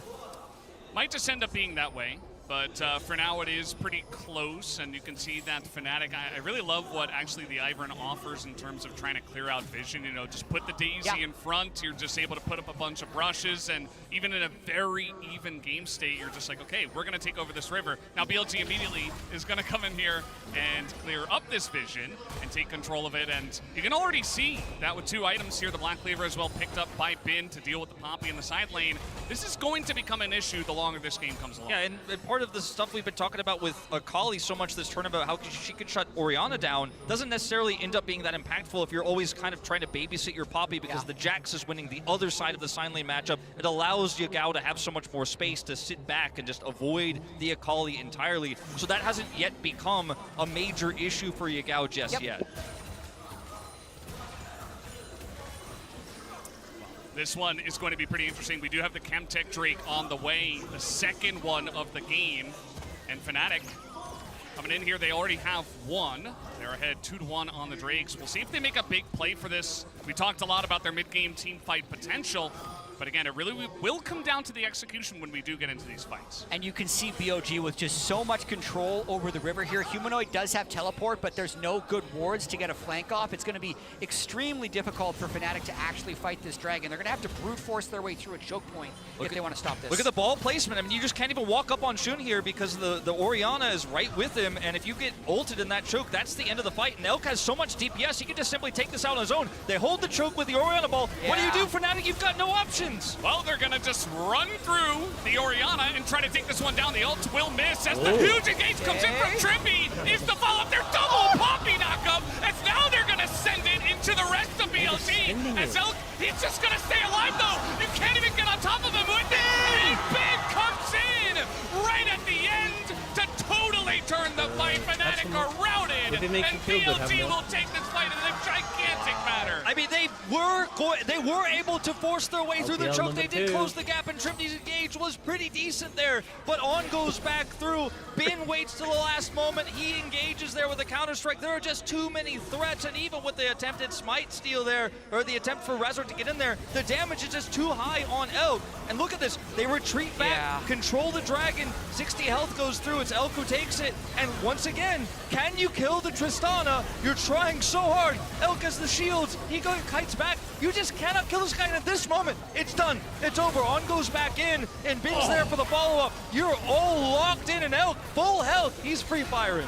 What a good team fight from BLG. Even though Oscarinen ejected 2 with the Poppy ult, even though Alistair had a 4-man pulverize, it wasn't even close. It was completely dominated by BLG. It is what we've been talking about, though. The incredible synergies of their team composition, the low damage by Fnatic, how much their team composition needed to accelerate the game in the mid game. And even though it's 26 minutes, it feels pretty late, and BLG has turned on.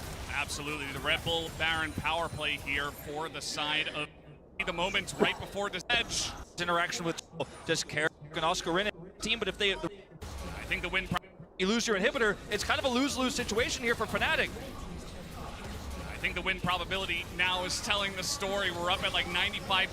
Fnatic gonna have to really pull this one back if they want to have any chances. A million brushes, and Oscarinen holds on to this turret. Yeah, I mean, if Fnatic tries to actually hold this outer turret, that could be the end of the game. There's still a long time left on this Baron power play. Minute and wants to seconds. Bin probably gonna pop back to base, grab an item, and come right back if he wants to. Oh, he's just taking so much shelling from the Tristana. And the engages now from the side of Fnatic just look lackluster compared to the huge amount of damage that BLG has. I mean, Redemption's going to heal them back up. They're buying time here. They are weakening the Baron play because it's taking time away. They've already lost the mid inhibitor. They've conceded that point. But these bushes have bought a ton of time. Trimby looking for an engage. Going to come up empty, though. Get to the knockup, but there's just no follow-up damage. There's no sustained damage here. You only have burst with Kaisa Akali. So you need something else, and I think it might be too little too late. Yeah, BLG looks comfortable to just take their time. Bin just rolling down the bottom lane. BLG actually get that 4v5. No, it's trying to back in front of On. I think On was not happy with that one. Just throws an Ignite in to keep him around. But yeah, with 30 seconds left on the Rebel Baron power play, they're just trying to get as much value out of it as possible. I'm actually not sure if BLG fought a 4v5 if they'd lose. Like, even not having been there, just the structure of having the Sejuani Orianna Trist is very powerful right now with how good Elk is playing and how much gold he has. I mean, Bin has a Zhonya's and a BF sword on top of his cleaver. He is going to make quick work of anyone that he encounters, but if he just PvEs, he's also happy to do that. It's very difficult to catch him. He can buy so much time as long as Yagao has teleport. It's never going to be a 3v1 on this Jax. He could just counter-strike Zhonya's, back away, leap away, and then suddenly Yagao appears, suddenly the rest of the team appears. So not only is he Jax in the side lane, but he has so much support here and so much time. And as Fnatic, where are your options? I mean, you're so far behind here, you have no map control, there's no flanking wards for Humanoid, and you somehow have to front to back with Kaisa Akali. You're gonna need a big ult from Oscarinin, and you need to kill Elk. That's the one thing you have to do. Oh boy. Well, everybody's being roped into this one as Shin doesn't really seem to care, and now the rest of BLG will follow up on this. They knock away the Rakan as a massive shockwave comes in, and finally Yagao gives himself a chance to shine. Here comes Bin. Here comes Bin. He's got that angle. Shin trying to extend this play, but Fnatic have backed up, but Oscar's going back in, and he nearly gets charmed up. He is just gonna have to run away from this one. Gets the quickness out of On, I guess. Yeah, I will say Fnatic is pretty hard to kill. The tankiness of Oscarinin as well as the shielding from Razork are making these fights pretty long. Also able to stuff a lot of that engage from Rakan at the tail end, but it is likely too little because there's no way they're making it through to this Chemtech Drake. You mentioned the Chemtech Soul probably extending the game. You know, it's 2-2 Drakes here. A lot of push in mid using that super minion wave here from BLG. Fnatic delay, they buy some time in the base, but they're never going to get prio. Now the Drake goes over, Bin goes back to his natural habitat here down in the bottom side of the map, and this bot lane pushes waves through. We're going to have a bit of a lull after this, but you can see no matter what Fnatic try to do, Elk is always so far away from the action, and then he just goes straight forward into Trimby. Yeah, it takes a long time to kill him. It's really difficult to get through these tanks, but he is just free firing, and with the front line, Shun's going to provide here, and Yagao has Shockwave, he has the shields, the ball carrier is in the front line. What do you do here as Fnatic? Because your options limit, you can buy time, but that's it, and if you buy enough time for the inhibitor, maybe you get one more team fight, maybe that Oscarinin ult is what changes this game. Yeah. But it doesn't get easier from here. Gotta land the perfect Poppy ult somehow, or help Elk just make some monstrous mistake, even though they have 2 GAs completed now. On knows. I mean, there's one spot they're going to be. There's just way too much vision on the map right now for BLG, so he's like, well, either you're in this bush, or I'm just going to get a ward down for free. And he will eventually get his team on over just to extend vision before this Baron respawns in 30 seconds. I can see BLG just biding their time. I'd say good discipline by them this game. It didn't go well early. They didn't force any massive team fights when Fnatic was at their strongest. Even when they had that first Baron, there would be a version where they try to play super aggressive, dive in her turrets, but the disaster there would be Oscarinin gets a big Poppy ult, maybe they give away a few bounties. So they're playing very conservatively. They know they have the better scaling, and they know they have this game if they just play it right. On just keeps baiting these. Yeah, he is very well, and Trimby, I think, is going to go down. Down he does go. No hope, even through the Altus now. The TP comes in. Is this the flank you were looking for, Fnatic? I'm not so sure, as he will dodge that one, and Bin is going 1v3. in the back line, even against the Oscar, against the Poppy, as Oscar eventually goes down, and nobody can kill Bin in this game anymore. He's got GA, he's got his Zonias, he's got so much armor stacked up on top of the fact that he's Jax, so he wasn't even going to pop his GA, and that may just be the beginning of the end in this one. That's how it ends. It's not a Baron, it's not a Drake, it's just a fight in the jungle. They're going to take a lot of this turn. Wow! Oh boy. Well, that's what you could not afford at this point, although it looks pretty over. Down goes the Kai'Sa. Noah not able to help out his team at the very last moment, and Bin and the rest of them, the boys on BLG, will be able to take down this Nexus and play with their food in the fountain just a little bit more. There you go. BLG will move on to 2-1. I have seen is super competitive game versus BLG, who is a very, very strong team in this tournament, and a super convincing game over D plus Kia. So, Yep. I mean, I think they have not let anyone down at all. I agree. I think that the BLG game, if it was literally any other top laner in the tournament and you sub them in on Cassante for BLG in that game, I think KT wins. Yeah. I think Bin was so crazy in that game. Made such a difference. That was one of the most impressive individual performances I have personally seen in the entire tournament.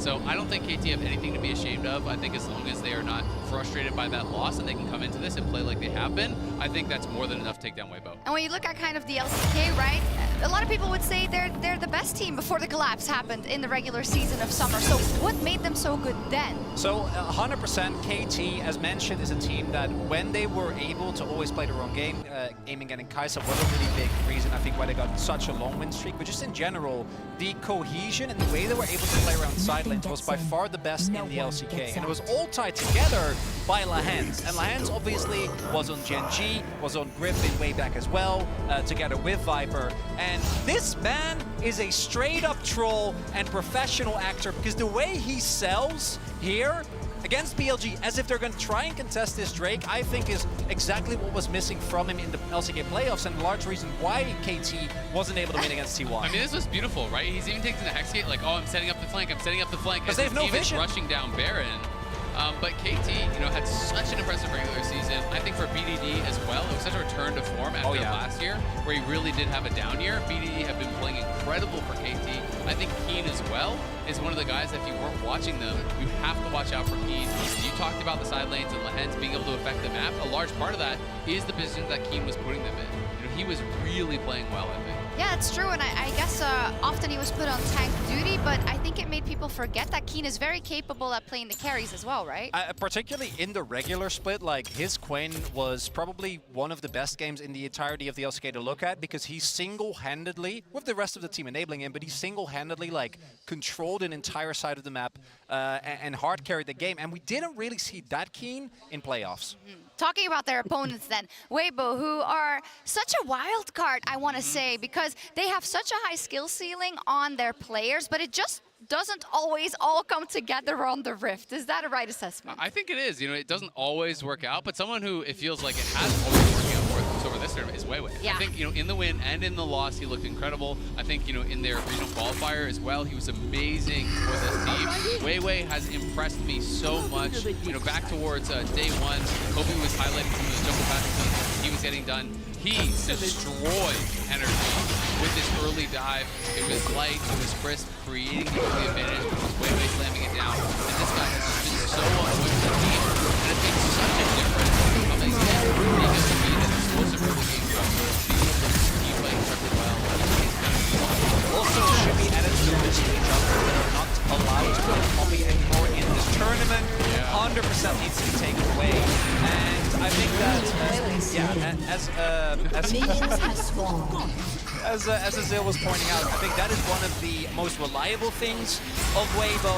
Outside of that, I do think that, obviously, as any LPL fan will know, they have been very up and down, very hit or miss, and in that light, I'm also looking towards the top half of the map, because I think that Keen, even though he's looking a little bit better, needs to respect Weiwei and not fall into the trap that many players do with Shy and Weiwei. Absolutely, but to speak about the individual skill of these guys, I've been hearing so many scrim rumors about how impossible it is to play against Weibo, and we even had a tweet coming out, from Energy, one of their coaches, Guasan, did a top 30 list that was based purely on scrims, based on how he actually saw those scrims. We also had Palafox talking about how Xiaohu was the best individual player that he had played. He was the mid laner, absolutely roasting, absolutely destroying him. So we Ken pull up that list, it's really kind of fun to see how highly ranked they have all of these players. This is top 30. Look at 1 through 5 and all Weibo. They were getting crushed by Weibo. It's such a good example. I think when you look at them, you know, you have the Shy, who you know what his ceiling is. The problem is he hasn't been doing it as often, but maybe that's a chance to grow throughout this tournament. For the rest, Weiwei, Stellar, Zhao Hu, you know, a legacy champion of the game already doing exceptional work. That bot lane is sick. Yeah, okay, Light is not ruler, but he's really damn good as well. So I think they're such an interesting team for me to watch if they get it together. There is also the fact that I think for both of these teams, from Keen and Showers specifically, their performances at Worlds haven't really been indicative of their respective teams. And I think that a game like this can be a really good example to show that you're able to, in the case of Showers, obviously maintain his own side because this man has won more of the size in multiple roles than many other players can hope. You set us up for this beautifully, and I hope it is going to be as close as we hope it's going to be. Let's I don't hope it's close. For KT versus Weibo.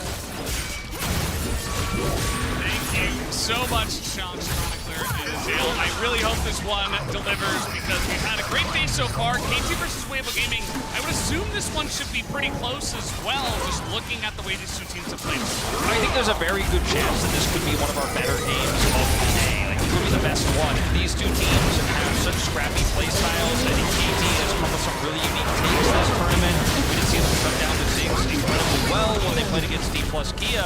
And creativity is something we don't always see from KT. They often master a style and use it repeatedly, but already this Worlds, they've shown some different stuff. So I'm looking forward to seeing what their take on Weibo is going to be in this final matchup. Yeah, and I think it's really unlucky for both teams. They have to play against each other, so I think we definitely save the highest quality gameplay for Life. Absolutely. That's what I would expect, at least. We'll see how this game does pan out, as already the Zion's going to be taking off the board, aiming not to be allowed to play that one. He's traded the Kaisa though as well, so that's pretty interesting. They're taking away the Zion because a lot of teams don't want to pick the Kaisa. Zion and the Kalista also going to be Yeah, Zaya much rarer for aiming to actually take the front ball from the ball. As you mentioned, even much more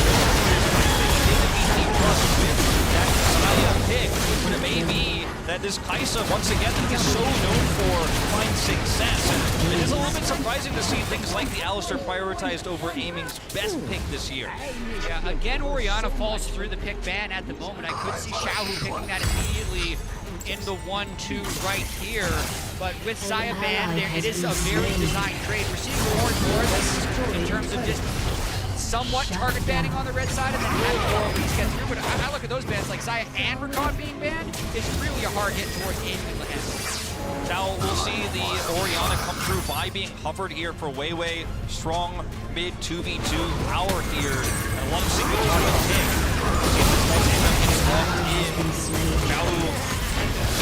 And how is Rumble just so present? Just keeps coming through every game. It feels like gonna make it through once again. You know what's still available as well as the Silas could be something that they look at. Maybe they not necessarily know in Silas play, but we'll have to wait and see. The Alistar is also banned, so I'm not 100% sure. The Nautilus going to be potentially selected here as a duo partner for the Kaisa and the bottom lane. Now, I think some of the things that we need to consider here, the Silas you mentioned, definitely a big opportunity, but the Seer is also available here. I think is one that has been one of his best picks throughout his entire career. It's one Xiaohu used, actually, in the last match that they played, where they were, of course, taken out by G2. The Nico here, on the other hand, feels pretty risky. I'd much rather see the Azir. I'd much rather see the Azir. No. You still have some time. You can swap. No. I like it, but we'll see. Because I just think Orianna, if played well, can just dominate the range in this matchup. It can make it so difficult for Orianna to try to engage. But we'll see. Azir's right there. I think Azir's a great pick in the situation. We'll see how the Nico works. And it's BDD as well. I saw Buzz kind of smiling and nodding his head, so there is still potential to have that Nico flex. We did see Canyon play to an incredible level in the LCK in the jungle, so we'll have to keep an eye on that. That's a good point, because that is one way I think you can ultimately really throw the first ball in a lot of ways.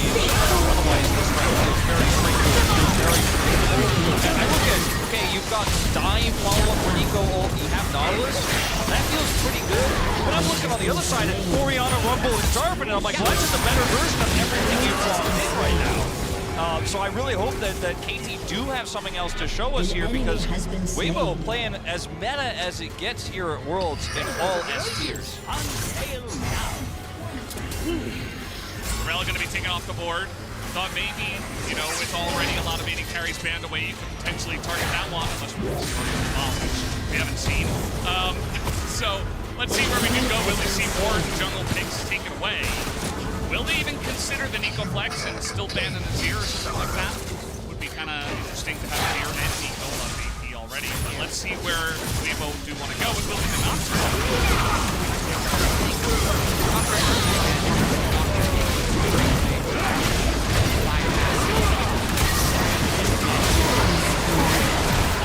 It's not going to make that much sense if they do throw control of the jungle, because then like Azir, Jax would have to be there. Azir feels a little bit strange. I do think it's mid lane, and I think it's pretty smart that Weibo didn't throw ban to Azir. Let's see what Light is going to play here. We're going to get a pretty good idea. Might need support. But I mean, Tristana is really and it is going to be more engaged here with this Leona. And Leona's fantastic against Nico. You spot Nico on a flank, you just toss in the solar flare, evolve the center blade, boom, that Nico flank, shut down completely, and you can just turn on the Nico so easily. I really like that Leona here for Chris. Yeah, and I think Chris was also an OG Leona player. It was one of his big picks when he won the 2019 World Championship on FPX. Now this would be, that would probably be for Keith, by the way. If it is Ryze, he plays Ryze top. He's one of the only players who does. Sins, a cover, a tease. All right, Lehens, we see you. I don't think this is what we see all those Cassante gonna get locked here as the final pick. Gives you a front line. And I mean, if you can layer Nico's ult into Cassante Q knockups, you have the Nautilus, and then Isa follows up. In this world, you get a single take vehicle resets. But on the other side here, I mean, Sivir is going to give you so much map control, you get so much lead player. Great follow for those engages. Yeah, you wouldn't be able to fall behind the Kai'Sa individually, but for the team pump, it's actually very good. Another thing that can just silence the Nautilus ult a little bit, keep your range. It's really good against Nico if you just wait for it to pop up in the air to reduce burst. I am a big fan of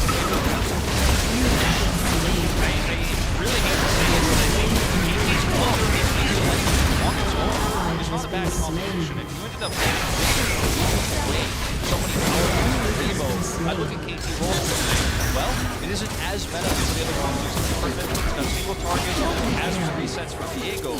But Weibo just got the top tiers. They have such great answers to the Nico engage as well. I really have to lean in their direction for the final round. Yeah, I'd say, if anything, the bot lane of Weibo is heavily deprioritized. Sivir Leona is not something we've seen that much of, whereas Kai'Sa obviously is very cookie cutter for the World Championship. KT, if they can get ahead, have a lot of ability to pull the trigger and engage fights, so that individual skill of KT can just outlane Weibo, get a big lead, then with the team comp, both would just go in.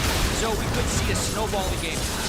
Yeah, I mean, KT Rolster, one of the teams we had in summer as the most dominant Ravens team was just on a huge roll. They kind of fell short when it came to playoffs, but these guys do know how to kind of win lane and then go from there and win game. We'll have to wait to see how much, how proactive Lehens as well is on the map. He might be a pretty important piece of the puzzle if he does end up going mid and trying to make some plays as well. It is a really tense one for KT. D+ is already locked down. KT from down here to 1 and 2 is really important for the ACK region. See who ends up with it. Fan cheers are out here for KT with the home crowd. Some scattered cheers for Weibo as well. They're certainly not the home favorites, but they've got their fans here as well. Absolutely. Guys, we connect here. They get less to count with Prime Gaming to grab the exclusive experiment emote. very fiery as well, as I would expect this game should be. Yeah, Light might be flashing that a little bit with the Sivir. It's not necessarily fully experimentation, but it's definitely something we haven't seen as much of. As they mentioned, we dominated the league.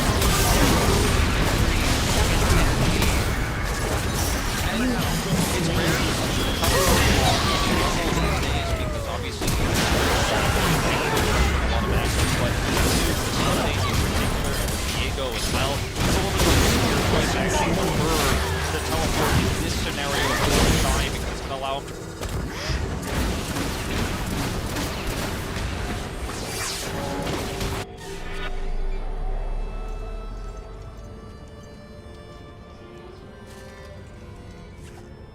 An ally has been slain. Your team has destroyed a turret. Enemy double kill.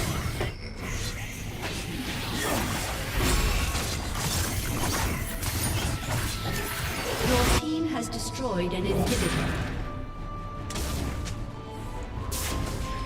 An ally has been slain. This body is just one of many.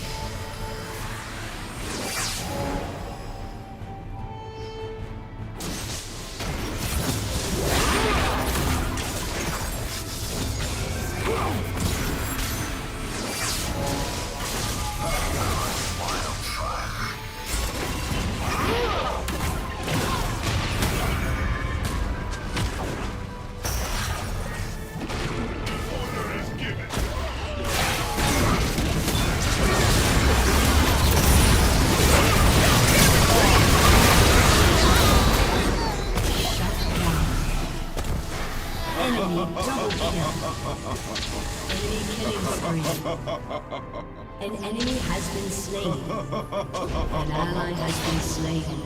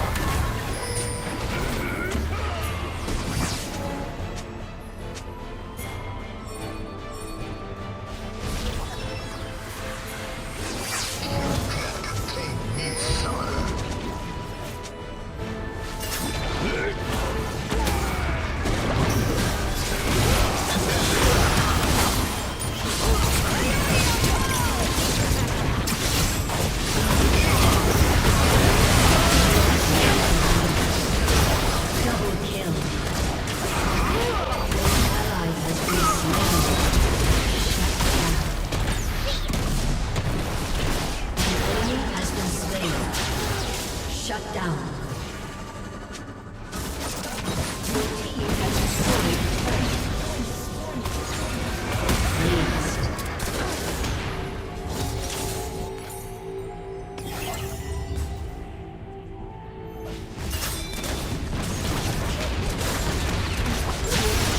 destroyed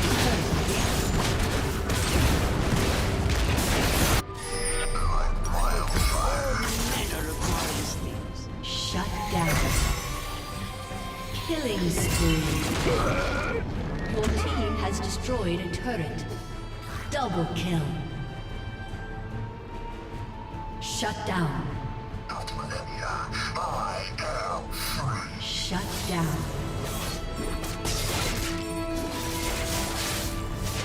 The enemy's inhibitor is respawning soon.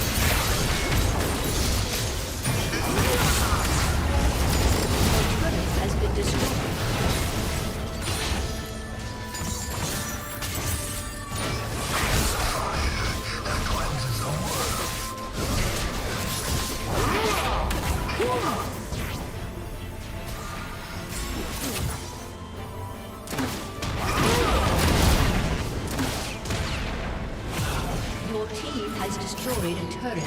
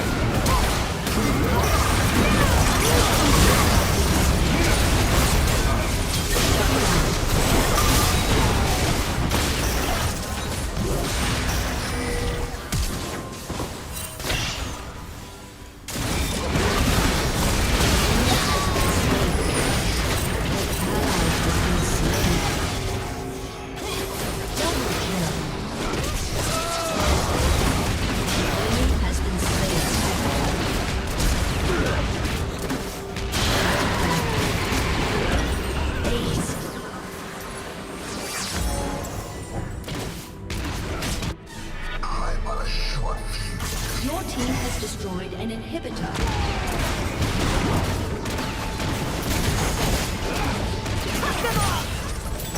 A summoner has disconnected. Victory! To return to lane very easily, could be a little bit more of a side lane threat, and then come back to team fights later on. He's going to trade aggressively here nonetheless, but that kill pressure just not so much there in this matchup. Nice dodge from the Shy. Definitely going to be keeping our eyes on this one. Keen versus the Shy. Definitely a couple of guys that can look to try to dominate lane and be very aggressive. And we've seen what this Cassante can do as well. Don't be fooled. He's, you know, not always the guy just sitting back, tanking up for the team. Sometimes he's the one going the deepest, even with the other champs in the lineup. Yeah, I don't see much about these early jungle paths other than they're matching different sides. I think the Shy's going to have way up top when he needs it. So Keen has to be a little careful not to get too poked out as the Shy pushes this wave in. Otherwise, he could try and prep that wave for an early dive. Yeah, certainly could.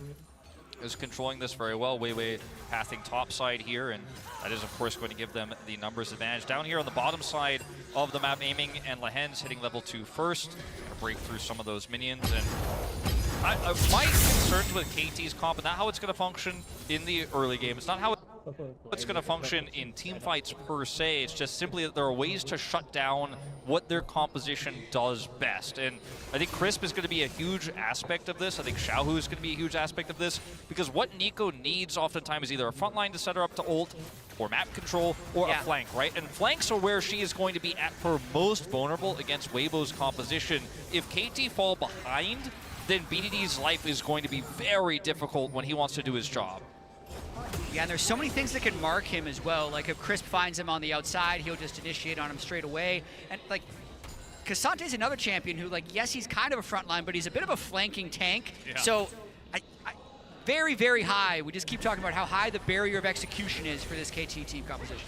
Yeah, it definitely is. Just talking about Lehens getting active on the map, level 3, trying to make a play, or at least support on the top side of the map, and maybe make this a double scuttle angle for Cuz. As we do see the positioning of Weiwei, they have identified that he's gone blue to red into the top side of the map, and that ward is going to spot him out as well. We'll see if Keen can stay safe, or if Weibo will pill off a good gank and a dive, but it does look like Keen is just going to get out, and that's double scuttle to Cuz. Yeah, like you mentioned, Lehens escorting this through, of course, seeing Weiwei topside means that Cuz knows he can pull this off, will rush it down, and then Lehens will return to lane. With a later back there on the bottom side of the map.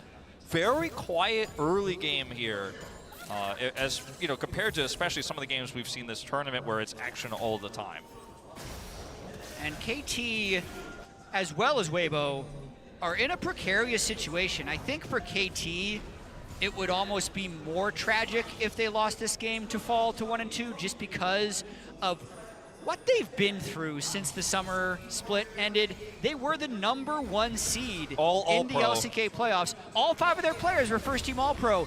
They decide to play against T1 when they can choose their opponent. They lose that one. It drops them to the #3 seed. That #3 seed leads them to these ridiculously difficult draws that they've had so far here.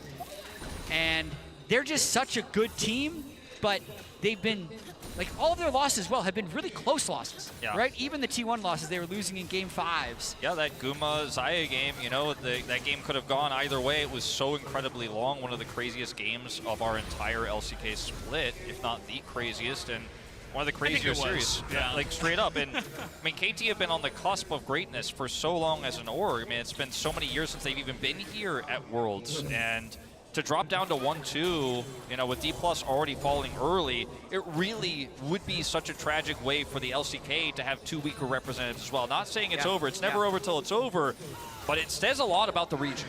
Here comes Lehens. He's going to hit that hook on a light somehow through the Leona, it felt like, as Cuz is here. All right. But at the end of the day, I think they realize, okay, they can't really get much out of this, and we do see Weiwei out of vision trying to make his way down here, as well as BDD in the river. A lot of tense moments so far in this one.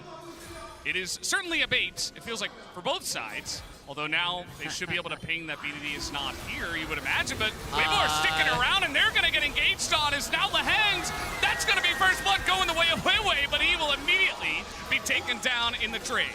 That's like putting your hand as bait when you're catching a fish, like a really, really powerful fish, maybe shark bait. Not a great idea because it's going to cost you maybe more than the reward. Giving away first blood to Weiwei to only get the counter kill on Cuz, not necessarily worth it because you also lose the mid lane push to Xiaohu. Nice play by Weibo. That was a really nice play from Weibo. Good reaction from Weiwei, identifying that he could, you know, force this to be their first pick there, and was likely going to die either way. But really quick reaction time there. No expending of his flash either. And Lehens is level 4. He's like, okay, oh, there's 2 Lehenses now. That's BDD. As Weiwei's just going to get out. Weiwei would just love to get 1 Scuttle Crab, but so far it's 3 for 0. Power farming Viego is a scary thing. Getting those additional, you know, camps is going to get him closer and closer to that first item. As we'll watch this again. BDD coming down here. They have a control ward. Crisp gets rooted, and then instantly Weiwei just identifies, like, I'm not getting out of here. BDD is missing. He's going to ult me, so I'm going to trade this back 1 for 1. And he gets first blood. Yeah, really good burst. Absolutely worth it for someone who didn't get any Scuttle Crabs. That's going to equalize his gold fairly close. He's only 200 gold down despite losing all 3 Scuttle Crabs. And I think we agree, Weibo probably has slightly better late game team fighting. So if they can just go even in these early laning phases, they're going to be pretty comfortable. This one is going to get pretty interesting. Now it's Crisp's turn to be out on the map, but BDD looks like he does feel that pressure and moves to the left side of his lane just to make sure. His top lane has looked pretty contentious as well as Keen. This time maybe looking for the angle. He is going to go all out now. Hits the Q3 onto the Shy, who doesn't have his flash, and everybody is here. We got 3 members of KT trying to get on top of the Shy, and they will be able to take him down. BDD picks up a kill. This is huge. I mean, that's going to be a big momentum shifter here in this one, especially when you consider how ahead the Shy was in farm. He's taken out here, and finally, you put BDD on the board here with Cuz picking up a kill, and Gold lead goes into KT's favor, but it's plays like this that make you feel KT knows so much their win conditions, and if the Rumble is way too far forward, they have great single target pick. We've talked about it so much since the draft. Yeah. The Shy gets the minions, KT gets his life, and then it looks like they're trading neutral objectives. Rift Herald for the first Chem Tech Drake. Good start to what we're hoping is a banger game. Yeah, definitely a pretty sizable lead after that one to the side of KT, but we talked so much about what Weibo's comp can do, so definitely not down and out at this point by any means in this game, as here's BDD, or is it Lehens? Does Weibo have any idea about this very tricky play? Very, very tricky. They have no idea! They both get caught by it, the double root play. Is it Lehens? Does Weibo have any idea about this very tricky play? Or is it Lehens? Does Weibo have any idea about this very tricky play? Very, very tricky. They have no idea! They both get caught by it, the double root comes in! Will anybody actually go down as aiming? Will assassinate Chris! What an incredible play! He comes down, disguises himself as Lehens, not only hits the ultimate there, but then gets the double root, and they have enough damage, aiming on the follow-up on his signature Kaisa, and Kate counter this. Yeah, he's gonna flash on in and trade flashes, but Lehen's still here. It doesn't look like aiming's getting up, and the damage is going in onto Weiwei. Can they trade it back? Yes, he will! As the kill will go, but it's traded as light. Will take him down and take control. And wasn't missing up, and it's like he just walks behind. This is basically Lehens backs up, and it's like he just walks behind a door and comes back through the door again. So you're not going to suspect it. It's not like there's two Nautilus on the screen. And look how far back he's staying as well. So it seems like exactly the same duo lane gets in range to ult both, and they can secure the kill. And it's so critical that he hits the double root there to keep them in place to do that additional damage. Now Weiwei comes down here, and aiming does have flash, didn't have to use on the previous play. Also, Lehens hits level 6 and has ultimate. They pop the passive onto Weiwei, and aiming just barely is able to trade this kill back. Meanwhile, Lehens, too much. Their ability to count. In this tournament, we saw the fake dragon by Lehens just a few days ago. Really kind of bring a unique flair that we don't always see from KT. It's normally Keen who brings that type of new champion, new strategy, but it's been everywhere else we're seeing it from KT here at Worlds. And this gold lead has actually gotten pretty big. 1,700 gold right now. A lot of plates in the mid lane. Looks like that's where they used the Herald. So BDD still does have a lot of threat with Keen being in the river right now, making it difficult for Xiaohu to push up on this Orianna. So far, making us eat our words a little bit, this Nico has looked great in the early game. Yeah, I mean, if you can have this much of an impact, which is not necessarily what we normally see, it can certainly turn the tides of the game as we see this player matchup between Cuz and Weiwei. Cuz able to get 3 Scuttle Crabs early on, able to affect that bottom lane, and has been catapulted into a 92 CS position. Yeah, and again, a really high pressure game. Sure, every game with the World Championship is high pressure, but when I think, it says LCK3 versus LPL4, I just feel like KT is probably under much more pressure. Like the expectations of being an LCK team and not making bracket stage, like in Worlds history, 12 years of Worlds, only 2 Korean teams have ever not made it out, as we might have a fight in River. Well, really wanting that Scuttle Crab as in goes BDD, catches 2 of them, and the teleport flank from Keen is perfect. Where did that ward even come from? Big equalizer though from the Shy. Can they turn this one around? He's doing insane amounts of damage as KT fight on it, but it doesn't matter. It's a double kill over to Keen, and here comes Cuz as he's looking for more, but it will be the Orianna W to slow them down. And it's in these choke points where KT are finding the angles for BDD. They're using the front line incredibly well. Cuz comes through, buys enough space for BDD's flash engage. He does end up going down at the end of the day. Ooh, light. We'll get out of there.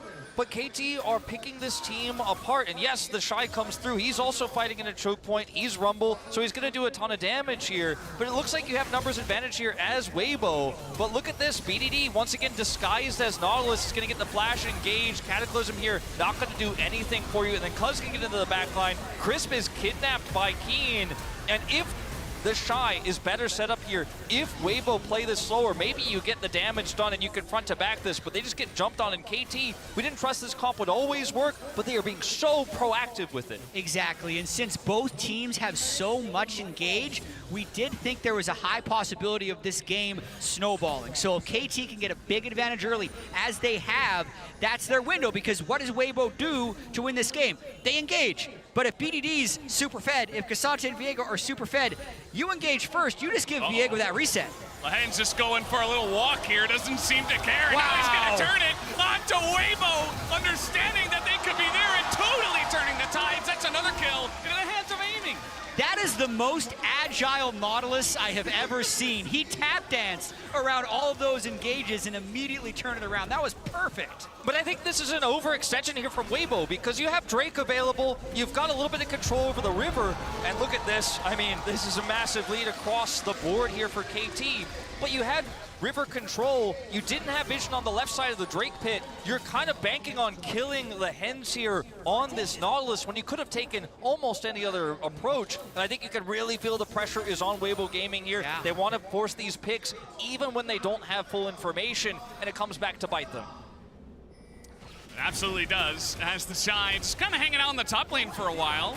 After that one is now Keen looking for another Natofo strike. He is going to miss that one, but he is getting on in there. Not able to get him into the wall, but Keen is still going on in. He is pretty confident to look for this kill. The Q is going to miss, though. And Keen will back off of this one. Just a pretty pure run at the guy and try to kill him. I mean, the Shy really playing on limits there. There were about two things that very nearly killed him. If he's a little bit closer to the wall, Keen takes him to his teammates, free kill. If he lands that third Q, it's another kill onto the Shy. So really, the two kills that Keen has been able to pick up has put him in a really big power spike right now, where the Shy can't push the way Rumble wants to push. So it makes it really difficult to set up the right team fights. Yeah, he even grabbed that mid turret. Speaking of turrets, bottom turret completely open here. They're setting up a potential dive, so Light doesn't feel, even with his spell shield here, very comfortable that he can actually hold on to this. They need way more resources.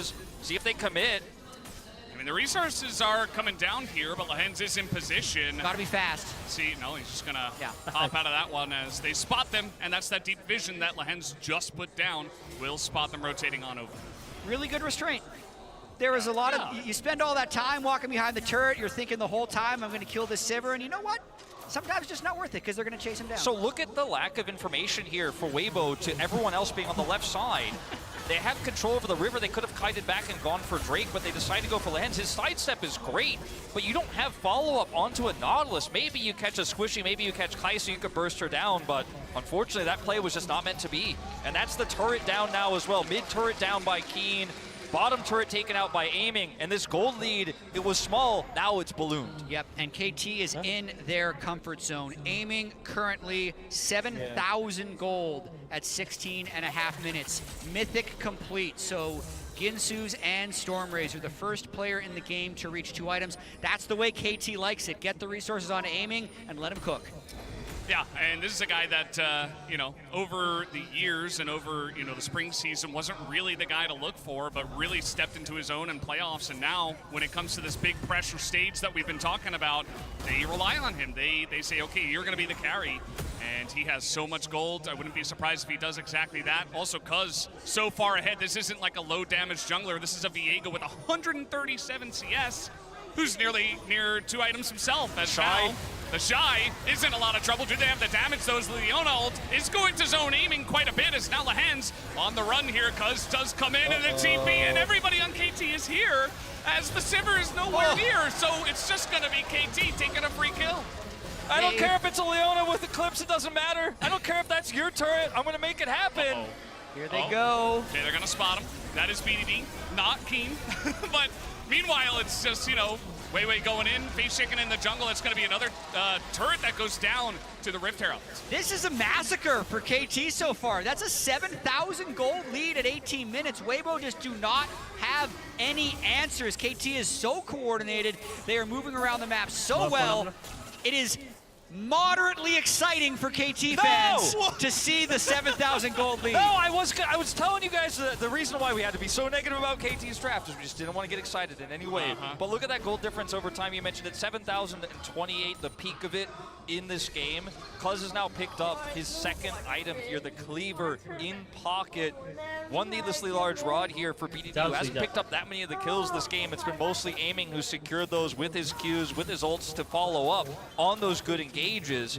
And for Weibo here, there is a path back in. It's not completely doomed, but it is going to rely on very slow and patient play here, and they very likely are just going to simply have to give this dragon up. Now look at the Shy, ulting to clear this wave to try to keep the turret alive, but it's hopeless. It's doomed. Lens is on top of him, and there's just nothing he can do. He goes very, very low, and then Chris tries to turn this, which is, you know, you have an Orianna nearby, maybe you can pull something off, but unfortunately, he's just alone on the top side.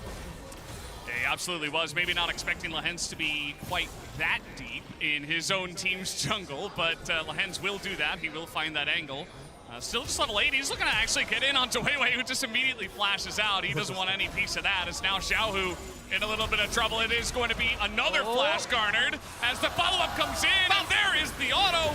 But they can't quite follow up on Xiaohu. That is a lot of stuff just thrown into an Orianna. That they do not get the equalizer is perfect. It totally zones KT into this fight. And chat, what have you done? KT, somebody got excited for these guys as they have gone way too deep. And Lehens is going to get caught off as well. Keen, okay, it's got a very nice angle.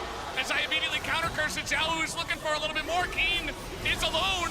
1v3 and down he will go. And Weibo Gaming have turned this game around. I got a little enthusiastic, I'm sorry, but currently Weibo does know how to fight. KT just expended so many cooldowns without actually getting a kill onto the carries, and that is a massive turn for Weibo. So KT's game plan here, Drake is up. They decided Weibo not going to fight this. They're going to play topside. We're going to group and match them. Look at the map control they have right now, KT, to try to force this. They also have bottom side control. Instead of just taking the free Drake here, they want to further their lead, and they way overcommit into a team that has insane turn. You are Kaisa aiming. You're not going to be able to turn and burn this one, unfortunately, and KT are just forced away. Really nice ults here by Weibo, but we have to really emphasize KT could have just taken the free objective with the map control they had. They wanted to push their lead even further and not give Weibo the opportunity to trade that for top turret, get any additional farm, but they got punished. Got to really worry about the slingshot here as well because objective bounties are up. The Mountain Drake. Are objectives up? Bounties, I think they fell. They were. Yeah, they were up, but they fell, which is beneficial for KT as they can just move towards this Mountain Drake. 5,000 goal lead.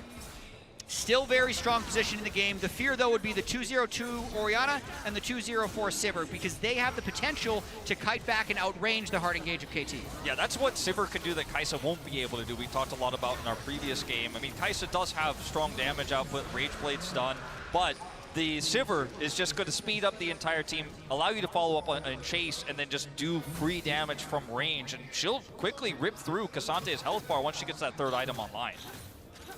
She definitely will. I think that KT, after that play, they're like, okay, let's hold our horses a little bit, take the objectives now. And they do get that Mountain Drake, as well as clearing out entire vision over the Baron. They certainly do have a comp that could potentially try to rush this one down. Their turn is very nice, what with the Nico and the Nautilus. And you've also got that extra damage from the jungle as well with this Fed Viego. So something that they could look for. We'll have to wait and see if they do. I think if they are to do that, they don't want BDD in the pit. I'd love to see him hiding around as Cassante in the jungle or something, because the whole purpose of the Baron in this case would actually be to flip it, but it's mainly to get Weibo to close the gap.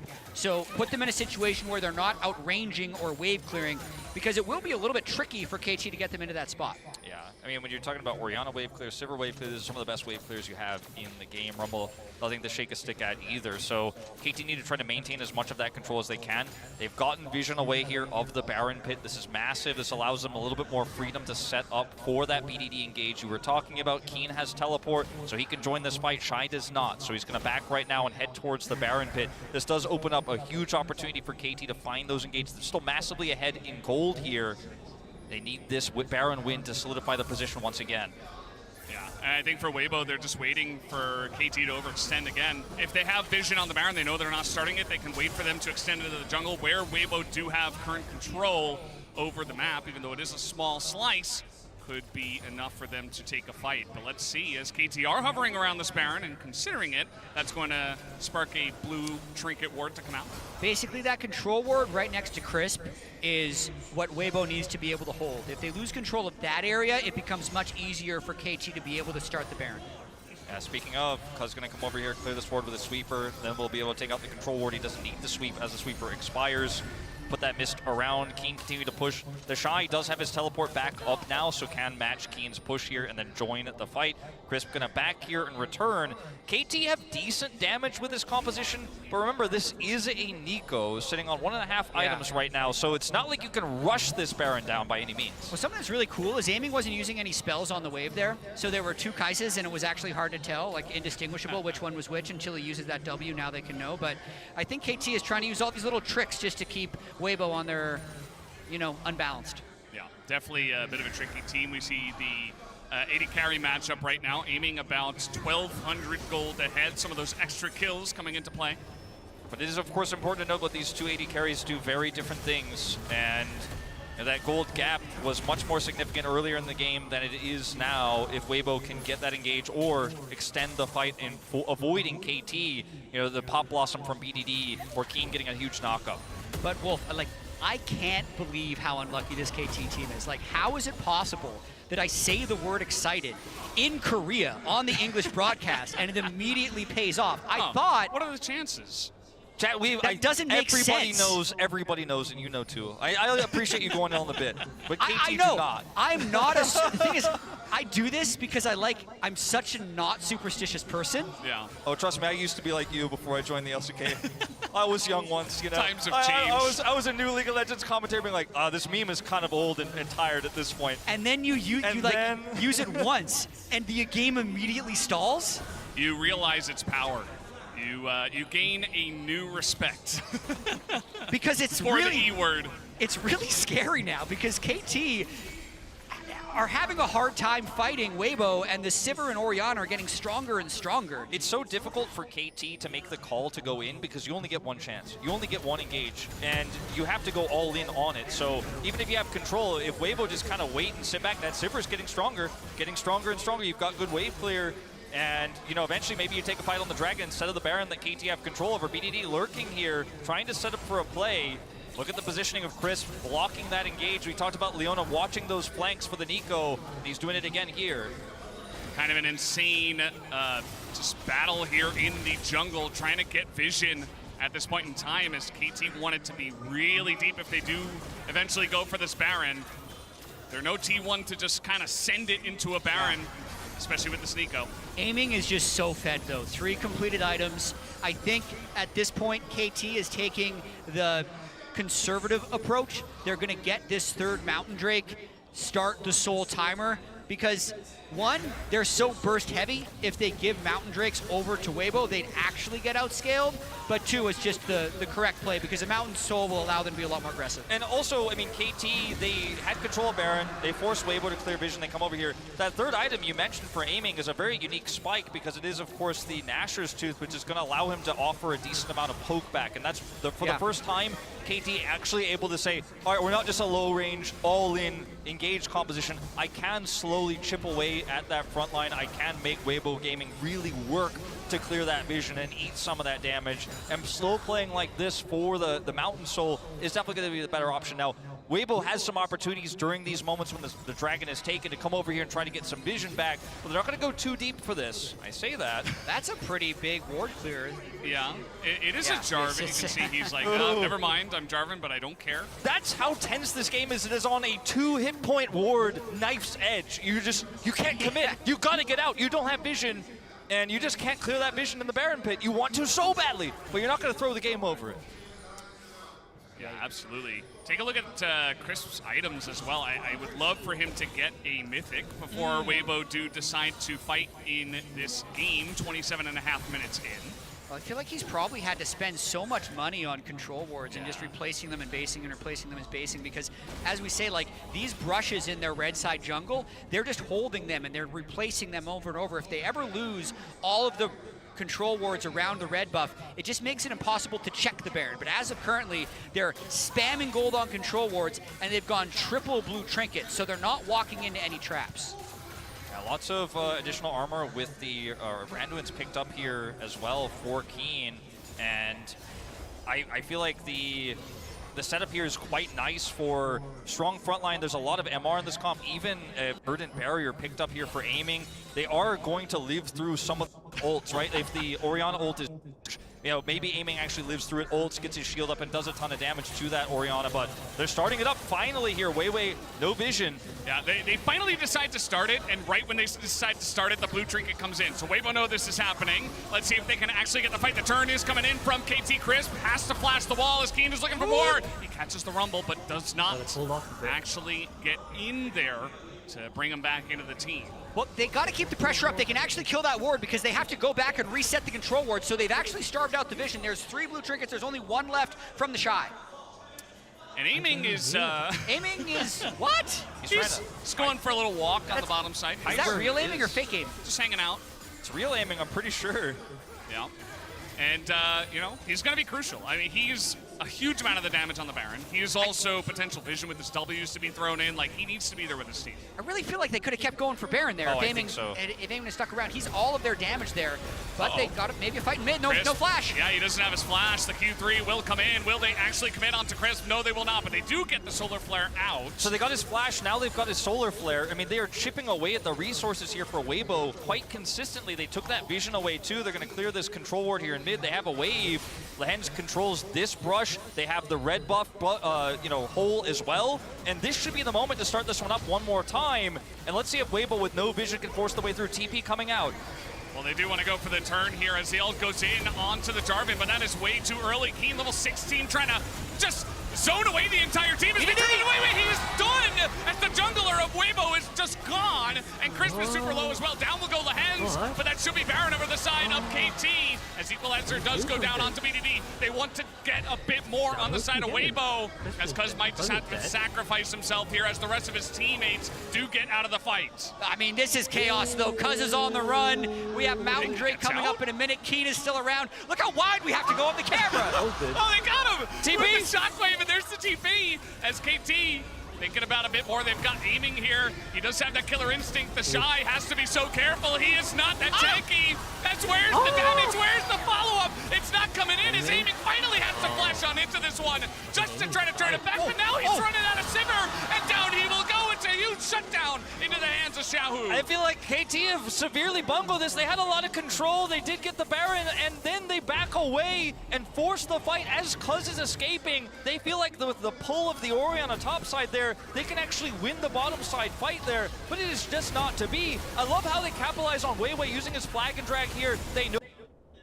they can actually burst him down. There's no way for him to get into the pit. He tries to Cataclysm, then they can kite back to the Baron. But it's at the moment the Baron is taken here that things start to go a little bit wrong. Xiaohu is trying to put Weibo on his back and take them to 2-1. Full health this entire time. Now 5-0 on the Orianna. He chases all the way down just with the very last frame of that Orianna ult gets the kill. And it's just so chaotic here. Remember, Xiaohu comes all the way back around and actually closes this kill. And it looks like it's also going to give Weibo this Mountain Drake, which is just going to extend the game even more, get you even close to that 500 CS Sivir, the 6-item Orianna, and Weibo is feeling a lot better than they were about 10 minutes ago. When your abilities are on cooldown as Kai'Sa too, you won't be able to compete with that Sivir. They did kill Crisp there, but Light is able to take him out in turn. BDD teleported in but didn't have ultimate, used it in the previous fight, so he has no damage output, and I think KT used a lot of resources there, ended up losing out. They're still massively ahead in terms of gold here. They are on soul point, but Weibo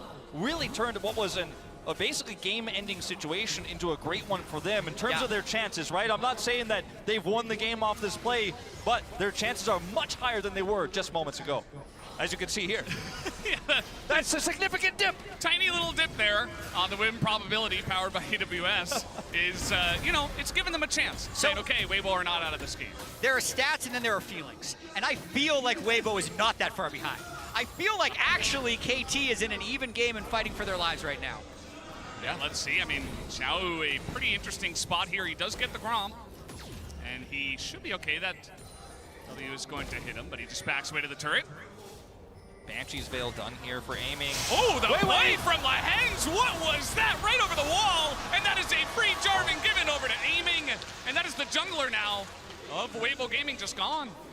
Plus 100 gold Baron power play thanks to that kill right at the end. Hey, KT roster. But let's see if they can turn this into anything, because it's just so hard to push waves when Sivir and Orianna and Rumble exist. So they do have a temporary 5v4. I believe aiming is going to be able to babysit that wave into the bottom turret, and they should be able to clear one more.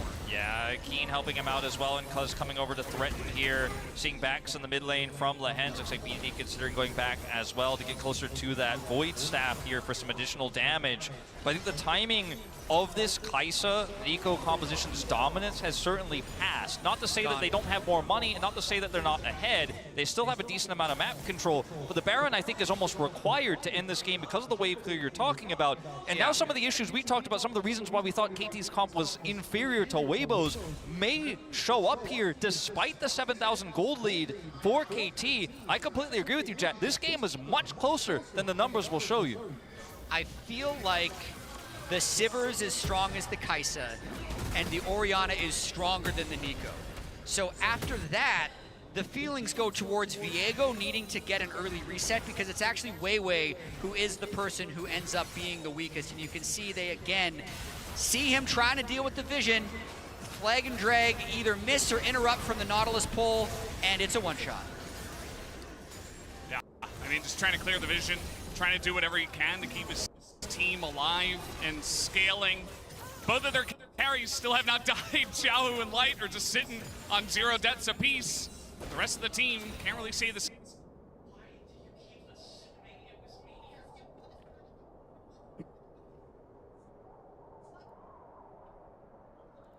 same, but the rest of the team just there to support those two as Light is an opportunity. He takes one good fight.